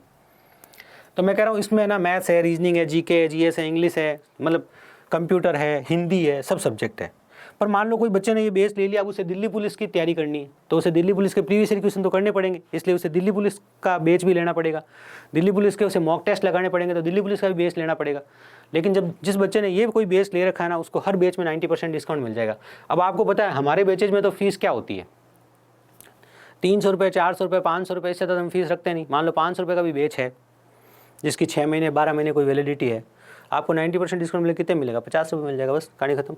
तो उससे क्या होगा कि आपकी कम पैसे में पढ़ाई हो जाएगी, और हमें बच्चे जुड़े हुए रहेंगे तो हम सिलेक्शन निकाल देंगे, सिंपल सी बात है। चलो एडवर्टाइजमेंट हो गया, अब वापस पढ़ाई पे आ जाते हैं। ए का 62%, बी का 3/5 के बराबर है। देखो अगर दोनों तरफ प्रतिशत होता ना तो कोई दिक्कत नहीं होती। कैसे, ध्यान से सुनना। अगर दोनों तरफ प्रतिशत लिखा होता, अगर ऐसे लिखा होता कि ए का 32% बराबर है बी का 45% के, तो हम कुछ नहीं करते, प्रतिशत से प्रतिशत काट देते, सीधा ही भूल जाते कि यहाँ प्रतिशत है। फिर हम देखते ए और बी का अनुपात लिखते, ए के साथ क्या लिखा है 32, 32 को इधर लिखते, बी के साथ क्या लिखा है 45, 45 को हम इधर लिखते, सरल अनुपात निकालते, काम करते। लेकिन आज हम ऐसा नहीं कर पाएंगे। आज हम ऐसा इसलिए नहीं कर पाएंगे, प्रतिशत एक तरफ लगा हुआ है, दूसरी तरफ प्रतिशत नहीं लगा हुआ है, तो पहले हमें प्रतिशत को गायब करना पड़ेगा। प्रतिशत को कैसे गायब करते हैं, ध्यान से सुनो। 62% लिखा है, मैंने अभी थोड़ी देर पहले एक बात कही थी, जहां भी प्रतिशत लिखा है प्रतिशत हटेगा बट्टा 100 लगेगा। क्या कहा था मैंने, प्रतिशत हटेगा बट्टा 100 लगेगा। क्या कहा था मैंने, प्रतिशत हटेगा तो बट्टा 100 लगेगा। कहा था, बिल्कुल कहा था सर। अब ध्यान से सुनो, तो यहाँ क्या लिख रहा हूँ मैं, ए का मतलब होता है गुणा 62/100। ए का मैंने लिख दिया 62/100 बराबर मैंने लिख दिया बी का मतलब गुणा 3/5। ठीक है। अब अभी थोड़ी देर पहले मैंने आपको एक बात बताई थी, अब भी जस्ट पिछले सवाल में मैंने आपको एक बात बताई थी, और वो बात ये थी कि जब भी ऐसी चीज़ लिखी हो, बराबर में लिखी हो, तो ए के साथ जो भी लिखा है उसको इधर ले आना, बी के साथ जो भी लिखा है इसको इधर ले आना। ठीक है, बिल्कुल। जब ऊपर नीचे लिखा हुआ हो और साथ में लिखा हो तो कोई दिक्कत नहीं है। बट्टा में लिखा हुआ हो तो क्या करना आगे सवाल में बताऊंगा। तो ध्यान से देखो, यहाँ हमने क्या किया, ए के साथ क्या लिखा हुआ था, ए के साथ लिखा हुआ था 62/100, तो मैंने 62/100 को इधर लिया है। और बी के साथ क्या लिखा हुआ था, बी के साथ लिखा हुआ था 3/5, तो मैं 3/5 को इधर लेके आ गया। इसके बाद मैंने क्या कहा था, तिरछा गुणा कर लो भाई, आप 3 का 100 से गुणा कर लो, 3 गुणा 100, और यहाँ आपने 5 गुणा 62 लिख दिया। अब हम क्या करेंगे, काटेंगे। 5 एकम 5, 5 दूनी 10। काटने का मतलब क्या होता है, किसी बच्चे को काटने में दिक्कत है तो उसे एक और बात बता देता हूँ। जैसे कुछ बच्चे पहली बार ही पढ़ रहे होंगे गणित ही, काटने में अगर आपको दिक्कत है तो आप एक काम कर सकते हो, बट्टा में लिख सकते हो। ये 3 गुणा 100 को ऊपर लिख सकते हो, और ये आपका 5 गुणा 62 जो है उसे नीचे लिख सकते हो, है ना। 5 जो आपका इससे कटेगा, कितनी बार कटेगा, 20 बार कटेगा। बिल्कुल सर। अभी ये 2 से कट रहा है, 2 से ये 31 बार कटेगा, और 2 से 10 बार कटेगा, तो ऊपर तो आ गया आपका 30 और नीचे आ गया 31, और 30/31 का मतलब है 30:31। तो 30:31 कहाँ है, आपके ए ऑप्शन में। बी ऑप्शन सही नहीं है, ध्यान रखना, गलत मत कर देना। एक एक बात मैंने पॉइंट से बताई है। इसके साथ वाला यहाँ चला जाएगा, इसके साथ वाला यहाँ चला जाएगा, जब बीच में बराबर है अनुपात आ जाएगा। तिरछा गुणा करेंगे तो सरल अनुपात निकलेगा, ये यहाँ के गुणा हुआ, ये यहाँ के गुणा हुआ। इनको एक साथ ऊपर लिख दिया, इनको एक साथ नीचे लिख दिया। अनुपात का मतलब बट्टा होता है। काटा तो 30:31 आया। 30:31 आपके सवाल का जवाब था। ठीक है, चलिए समय हो गया है। छोटे छोटे 2 सवाल और आगे वो कर लेते हैं, फिर हम उसके बाद हो सकता है शाम को पढ़ेंगे और हो सकता है कल पढ़ेंगे। अगर मौसम ख़राब नहीं रहा तो शाम को पढ़ेंगे, और मौसम ख़राब नहीं रहा तो शाम को पढ़ेंगे, और मौसम ख़राब रहा और इंटरनेट चला गया तो फिर शाम को नहीं पढ़ेंगे। इसलिए मैंने दिन में क्लास ले ली है। अच्छा, कोई बच्चा ऐसा होना कि सर मैं तो दिन में नहीं पढ़ता, शाम को ही पढ़ता हूँ, तो कभी कभी रिवाइज वाला पढ़ लिया करो, पहली बात। दूसरी बात, अग्निवीर वाला बच्चा तो मुझे ये कह नहीं सकता कि मैं सुबह नहीं पढ़ूंगा, मैं शाम को ही पढ़ूंगा, ठीक है ना, उसका तो 1 महीने बाद एग्जाम है। कोई यूपी पुलिस का, एमपी पुलिस का, दिल्ली पुलिस का कोई बच्चा है तो वो जब ये चैप्टर वापस पढ़ाऊँ तब पढ़ लेना। अगर आप रिवीजन में डायरेक्ट खुद नहीं पढ़ना चाहते तो वापस पढ़ाऊँ तब पढ़ लेना, है ना, घबराने की 1% की जरूरत नहीं है अपने। 3 संख्याओं का अनुपात 3:2:5 है, उनके वर्गों का योग ये है, तो उन संख्याओं का योग क्या होगा? पहली बात को ध्यान से सुनो, संख्याएं 3, माना कि 3 संख्याएं ए, बी और सी है बिल्कुल। इन संख्याओं का अनुपात है 3:2:5। हमें इन संख्याओं से काम नहीं है, कह रहा है इनके वर्गों का योग। शब्द को समझो, इनके वर्गों का योग। वर्ग का मतलब क्या होता है, ध्यान से देखो, इनके वर्ग का मतलब क्या होता है? इनके वर्ग का मतलब होता है किसी संख्या को 2 बार लिखना। जैसे 3 का वर्ग क्या होता है? 3 का वर्ग होता है 3 × 3। 3 × 3 कितना हो गया? 9, समझे ये। और घन का मतलब होता है किसी संख्या को 3 बार लिखना। तो पहले तो वर्गों का योग दिया है तो आप पहले वर्ग निकालो, तो इसका वर्ग निकालो 3 × 3, इसका वर्ग निकालो 2 × 2, इसका वर्ग निकालो 5 × 5। तो 3 × 9 हो गया, 2 दूनी 4 हो गया और 5 25 हो गया। ये इनके वर्गों का अनुपात आ गया। ये तो था संख्याओं का अनुपात। ये किसका था? ये तो आपके संख्याओं का अनुपात था, ठीक है ना। और ये आपके संख्या के वर्गों का अनुपात है। किसका? ये संख्या के वर्गों का अनुपात है। हमें वर्गों का योग दिया है। अब देखो वर्गों का योग क्या? वास्तविक राशि ये है, इसको ऊपर लिखूंगा। वास्तविक राशि ये है, इसको ऊपर लिखूंगा। ये क्या है? क्या ये आलू है? क्या टमाटर है? क्या ये योग है? क्या ए और बी का योग है? ठीक है ना। ये किसका योग है? ये वर्गों का योग है। तो हमने भी तो वर्ग करके रखे हुए हैं, हम भी वर्गों का योग निकाल लेंगे। 9 और 4 13, 13 और 5 18, 10 28, 10 38, 25, 25 और 3 28, 10 38, 38। इसके बट्टा में हम 38 लिख देंगे, इसके बट्टा में हम 38 लिख देंगे। गुणा हम कर देंगे, किससे? क्या ज्ञात करना है? तो उन संख्याओं का योग ज्ञात करो। देखो वर्गों का योग दिया था, वर्गों का योग हमने लिख दिया। कह रहा है संख्याओं का योग ज्ञात करो। तो जब संख्याओं का योग ज्ञात करना है तो पहली संख्या, दूसरी संख्या, तीसरी संख्या निकाल के जोड़ना नहीं है। बिल्कुल श्योर। यूपी पुलिस पे हमारी टीम शानदार काम कर रही है, आप निश्चिंत रहो, बहुत तगड़ा पढ़ाएंगे आपको हम यूपी पुलिस का। बस जो हम पढ़ाते जा रहे हैं वो पढ़ते जाओ। देखो संकट है ना, गणित का ही आएगा, ध्यान रखना। संकट गणित का ही आएगा, इसलिए गणित बहुत एडवांस में चल रहे हैं, बहुत अच्छे से चल रहे हैं हम। इसको बहुत अच्छे से पढ़ो। एग्जाम तक 3 बार पढ़ेंगे, पर यूँ नहीं मैं 30 बार में पढ़ूंगा सर। पढ़ो। सबसे पहले बेसिक लेवल में जो सवाल करा रहा हूँ 3-3 बार इन्हीं को पढ़ो। फिर मैं जब प्रैक्टिस कराऊंगा 2-2 बार उन्हीं को पढ़ना है, ठीक है ना। खूब समय निकाल के खूब पढ़ना है। अब देखो क्या कह रहा है, यदि उनके वर्गों का योग इतना है, हमारी भाषा में तो सर वर्गों का योग ये है, हमने तो ये वर्ग निकाले, वर्गों का योग ये है, तो हमने वर्गों के योग के नीचे वर्गों के निकाल दिया, लिख दिया। क्योंकि जो ये है इसके नीचे लिखना है, जो ज्ञात करना है उससे गुणा करना है। ज्ञात क्या करना है? उन संख्याओं का योग ज्ञात करना है। तो मैं ए, बी और सी अलग अलग नहीं निकालूंगा, ए बी सी का योग लिखूंगा। देखो 5 3 8 2 10, ए बी सी, 3 2 5 5 10, इनका योग कितना है? 10 है, तो मैंने यहाँ लिख दिया 10। पहला काम तो मैंने ये किया। आई होप आपको बात समझ में आ गई होगी। देखो मुझे तो प्योर उत्तर दिख गया इसमें, मुझे तो इसमें प्योर उत्तर दिख रहा है, ये रहा। अब मुझे प्योर उत्तर कैसे दिखा बताओ? मैंने ज़्यादा किसी से नहीं काटा, मैंने ज़्यादा किसी से नहीं काटा, मैंने तो सिर्फ 2 से काटा। देखो मैंने 2 से इसको काटा। अगर मैं इसको 2 से काटता हूँ तो ये 19 बार कटेगी, बिल्कुल कटेगा। अब वैसे जिन बच्चों ने मेरे से पहले पढ़ रखा है, मैंने कहा था इसको आप गुणा 10 करके अलग से लिख लेना, और नहीं तो फिर आप इसे 2 से पूरा काट लो। 2 से पूरा काटा, देखो 2 चौके 8, 2 चौके 8, बिल्कुल सर। 2 दूनी 4, 2 7 15 और 2 पंजे 10, ये लो। 5 दूनी 10, 7 दूनी 14 1 15, 2 दूनी 4 1 5, 4 दूनी 8, ठीक है। गुणा में लिखा हुआ 10। अब देखो, अब ये 19 अगर कटेगा तो इनसे कटेगा, ये पीछे वाला 0 थोड़ी गायब हो जाएगा। मतलब उत्तर के पीछे 0 लगेगा, उत्तर के पीछे एक जगह 0 लगा हुआ है, यहाँ तो उत्तर के पीछे 0 है ही नहीं, यहाँ उत्तर के पीछे 0 है ही नहीं, यहाँ उत्तर के पीछे 0 है ही नहीं, यहाँ उत्तर के पीछे 0 है ही नहीं। ये 0 गायब हो सकता है क्या?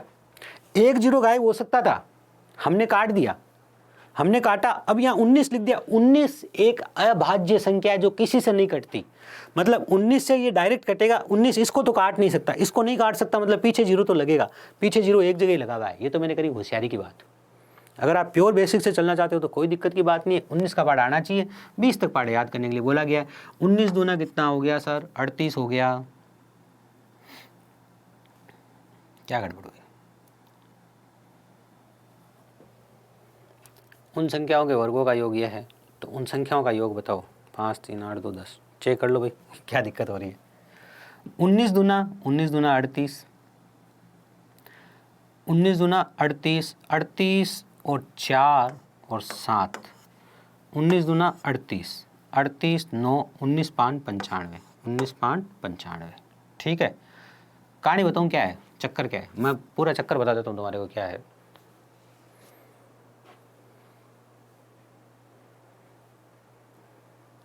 हाँ, नेट का तो कोई ना कोई जुगाड़ करना ही पड़ेगा। मैं बता देखो इस सवाल में प्रॉब्लम क्या है, वो प्रॉब्लम सॉल्व कर देता हूँ मैं। इस सवाल की प्रॉब्लम है कि इसमें ये क्या है, आपने ये वो है क्या बोलते हैं, करेक्शन है, ये यहाँ ऐसे लिखा होगा, इसलिए वो उत्तर मैंने जो बताया डायरेक्ट गलत हो गया, क्योंकि सवाल गलत होगा तो उत्तर गलत होगा, सीधी सी बात है ना। तो हम सवाल सही कर लिया हमने। अब सवाल क्या सही किया मैंने, ये पीछे वाला जीरो हटाना पड़ेगा, तो यहाँ पर 855 लिख लो 855 लिख दिया। 855 क्या है, वर्गों का योग है। वर्गों का योग हमें कितना नज़र आ रहा है, 38 नज़र आ रहा है। हमें ज्ञात क्या करना है, हमें सर ज्ञात करना है संख्याओं का योग। संख्याओं का योग क्या है, 5 3 8 2 10 है, तो हमने 10 से गुणा किया। हमने 2 से काटा तो 2 से ये नहीं, हमने काटा 2 से काटा तो ये तो कटा नहीं, बिल्कुल सर। और 2 राशि को काटते नहीं, एक ही राशि को काटते हैं। 2 से इसे काटा तो 5 बार कटा, 2 से इसे काटा तो 19 बार कटा। बिल्कुल सर, समझ में आ गया, बिल्कुल आ गया। 19 से इसे काटो तो 19 चौक 76, 19 चौक 76, कितना बच गया 76 और 9 19 5 95, 45 इंटू 5, 45 इंटू 5 कितना हो गया, 5 25, 5 25 हासिल का 2, 5 चौक 20 और 2 22, 225। 225 आपके सवाल का जवाब है, 150 नहीं है। पहले 150 मैंने डायरेक्ट इसलिए दे दिया, मैंने पीछे जीरो देख के, क्योंकि पीछे जीरो होता तो एक जगह उत्तर जीरो में पीछे होता, ठीक है, तो वो होता, लेकिन फिलहाल ये गलत हो गया क्योंकि क्वेश्चन में करेक्शन था। ठीक है, चलिए ये सवाल आपको ऐसे करना था, जैसा सवाल ने कहा वैसा हमने किया। बस हम एक सवाल और कर लेते हैं, फिर आज की क्लास को यहीं विराम देंगे। ये तो फिर हम एक करेंगे तो इसके जैसे 2-3 करने पड़ेंगे, तो अब यहीं पे विराम दे देते हैं, क्योंकि आगे जो सवाल है वो 2-3 सवाल एक ही टाइप के हैं, है ना। चलिए फिर यहीं पे क्या किया जाए, आज की क्लास को विराम दिया जाए। तो जल्दी से जय हिंद का मैसेज भेज दीजिए और बता दीजिए कि आज की क्लास आप लोगों को कैसी लगी। जल्दी से सब बच्चे मुझे एक बार यस सर का मैसेज भेज देवे या जय हिंद का मैसेज भेज दे और बता देवे कि आज की क्लास कैसे लगी, क्या ये ज्ञानवर्धक है। ठीक है, देखो मैं एक छोटी सी बात बता देता हूँ, जो बच्चे अभी लाइव है उनको एक बात बता देता हूँ, संडे को क्लास होगी, है ना। संडे को क्लास होगी, या तो संडे को क्लास होगी अलजेब्रा की, या संडे को क्लास होगी ट्रिग्नोमेट्री की, है ना। अच्छा, आर्मी का सिलेबस पूछ रहे थे ना आप लोग कि आर्मी का सिलेबस क्या है, तो आर्मी का मोटा मोटा सिलेबस बता रहा हूँ, ध्यान से देख लो। अच्छा, ऐसे तो गड़बड़ हो जाएगी, पहले अपनी इस PDF को सेव कर लेते हैं ना।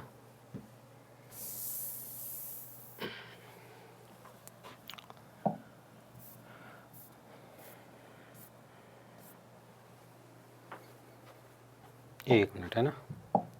जिनको जल्दी नहीं है आर्मी का सिलेबस जानना है तो रुक जाओ, हल्के सा बता देता हूँ मैं।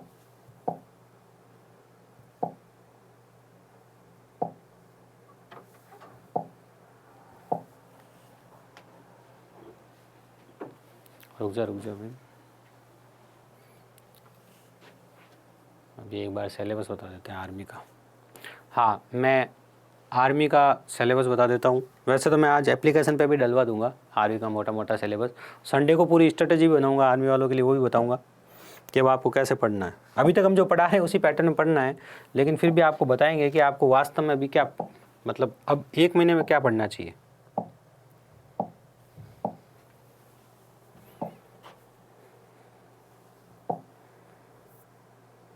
कहाँ है भाई सिलेबस?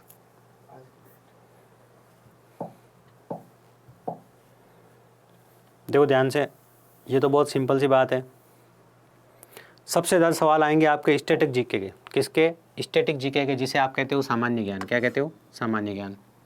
ठीक है, उसके बाद आपके हिस्ट्री, ठीक है, फिर आपके ज्योग्राफी और फिर आपके पॉलिटी। इस रेशियो में सवाल आते हैं सबसे ज़्यादा। इसके आते हैं अब ये पुरस्कार खेल कूद, ये तो इसमें शामिल है, वैसे सामान्य ज्ञान के अंदर सब शामिल है, ठीक है ना। पहली चीज़ ये होगी। दूसरा होगी आपके साइंस। सामान्य ज्ञान के बाद आपके क्या है? सामान्य विज्ञान। ठीक है, सामान्य ज्ञान के बाद क्या है आपके? सामान्य विज्ञान। ये आपके सामान्य विज्ञान का सिलेबस है मोटा मोटा। इन टॉपिक्स को ज़्यादा पूछा जाता है। जैसे फिजिक्स में आपके मापन एवं मात्रक है, यांत्रिकी है, कार्य शक्ति ऊर्जा है, गुरुत्वाकर्षण ऊष्मा एवं ताप, तरंग गति, ध्वनि, प्रकाश, विद्युत धारा, चुंबकत्व, द्रव और उसकी अवस्थाएं। ठीक है, यहाँ से आपकी केमिस्ट्री शुरू हो गई। द्रव और उसकी अवस्थाएं, परमाणु, अणु, तत्वों का आवर्ती वर्गीकरण, रासायनिक अभिक्रिया एवं समीकरण, अम्ल, सार एवं लवण, धातु एवं अधातु, कार्बन तथा उसके यौगिक, पर्यावरण रसायन और जीव विज्ञान का परिचय, कोशिका तथा कोशिकांग, मानव शरीर प्रणाली, पोषण, मानव स्वास्थ्य एवं रोग। बायोलॉजी का सिलेबस दिख रहा है, लेकिन बायोलॉजी सवाल ज़्यादा आते हैं, ध्यान रखना। सवाल बायोलॉजी से ज़्यादा आएंगे। बायोलॉजी का सिलेबस कम दिख रहा है आपको। अब हम बात करते हैं मैथ्स के सिलेबस की। मैथ्स में टोटल 20 टॉपिक है, ठीक है, और 20 से ज़्यादा भी हो सकते हैं। जैसे आपका संख्यापत्ति हो गया, वर्गमूल एवं वर्गमूल, घन घनमूल, घातांक एवं करनी, जो अभी हमें करना है। साधारण एवं दशमलव भिन्न, महत्तम समापवर्त्य एवं लघुत्तम समापवर्त्य, सरलीकरण हमें भी पढ़ना है, लेकिन उसको पढ़ने में, ठीक है, उसको पढ़ने में ज़्यादा जोर नहीं आएगा। उसके बाद क्या है, उसके बाद है औसत के बाद प्रतिशत। देख रहे हो, मोटे मोटे टॉपिक कर लिए हमने। कितने टॉपिक कर लिए? ये कर लिया हमने, ये कर लिया हमने, अभी ये करना है, ये कर लिया हमने, ये कर लिया हमने, ये छोटा टॉपिक है बोर्ड मास का, कर लेंगे। ये कर लिया हमने, औसत प्रतिशत कर लिया हमने, ठीक है ना। अनुपात समानुपात कर रहे हैं हम। तो उसके बाद आपके लाभ हानि, साधारण एवं चक्रवर्ती ब्याज, ये छोटे छोटे आते हैं आर्मी में। यूँ नहीं है कि लाभ हानि बट्टा आपके वो वाला आ रहा है, कौन सा वाला? ये मत सोचना है कि लाभ हानि बट्टा जो एसएससी जीडी में, दिल्ली पुलिस में आएगा, वो आएगा आर्मी में। आर्मी में बहुत कम सवाल आते हैं इनके। आर्मी में जो ज़्यादा सवाल आते हैं, जो आएंगे और जो आते हैं, प्रतिशत, अनुपात, समानुपात, उसके बाद आपका संख्यापत्ति इस बार जुड़ा है इसलिए, ठीक है ना। अब देखो ध्यान से, 100% एक सवाल त्रिकोणमिति से आएगा, 100% एक सवाल मेंसुरेशन से आएगा, 100% एक सवाल ज्यामिति से आएगा, 100% एक सवाल आपका मापन से आएगा, और 100% एक सवाल आपका बीजगणित से आएगा। बात समझ गए? अब सवाल, ये एक एक सवाल है ना, मेरिट, मतलब मेरिट पे बहुत दिन रात का अंतर डाल देंगे। ये एक एक सवाल जो आपकी मेरिट बनने वाली है, उस पर दिन रात का फर्क पड़ने वाला है इस एक एक प्रश्न से। ये ध्यान रखना, एक एक प्रश्न बहुत महत्वपूर्ण है। तो क्या सर, एक प्रश्न के लिए एक चैप्टर पढ़ूं तो 20 मार्क्स, 15 तो क्वेश्चन ही आना है एग्जाम में, समझ रहे हो? ये तो मैं आपको ये सब पढ़ाऊंगा। अब संडे को हम क्या करने वाले हैं, संडे को हम लेंगे कम से कम 2-3 घंटे की क्लास लेंगे, जिसमें या तो हम त्रिकोणमिति पढ़ेंगे और या हम पढ़ेंगे बीजगणित। इन दोनों में से एक पढ़ेंगे हम संडे को। इस बार के संडे को इनका बेसिक पढ़ेंगे और तुम्हें मज़ा आ जाएगा, ठीक है ना। ये मेरी गारंटी है। तो आई होप आपको ये सिलेबस समझ में आ गया अच्छे से कि क्या सिलेबस आपके एग्ज़ाम में आने वाला है, ठीक है ना। इस तरह से आपका जो एयरफोर्स का सिलेबस है, आर्मी का अलग का सिलेबस है, वो भी आपके ऐप पर डलवा देंगे। तो ये था हमारा आज का सेशन। उम्मीद करते हैं सेशन आप सभी लोगों के लिए उपयोगी रहा होगा। मिलते हैं आपसे अगले सेशन में। जय हिंद।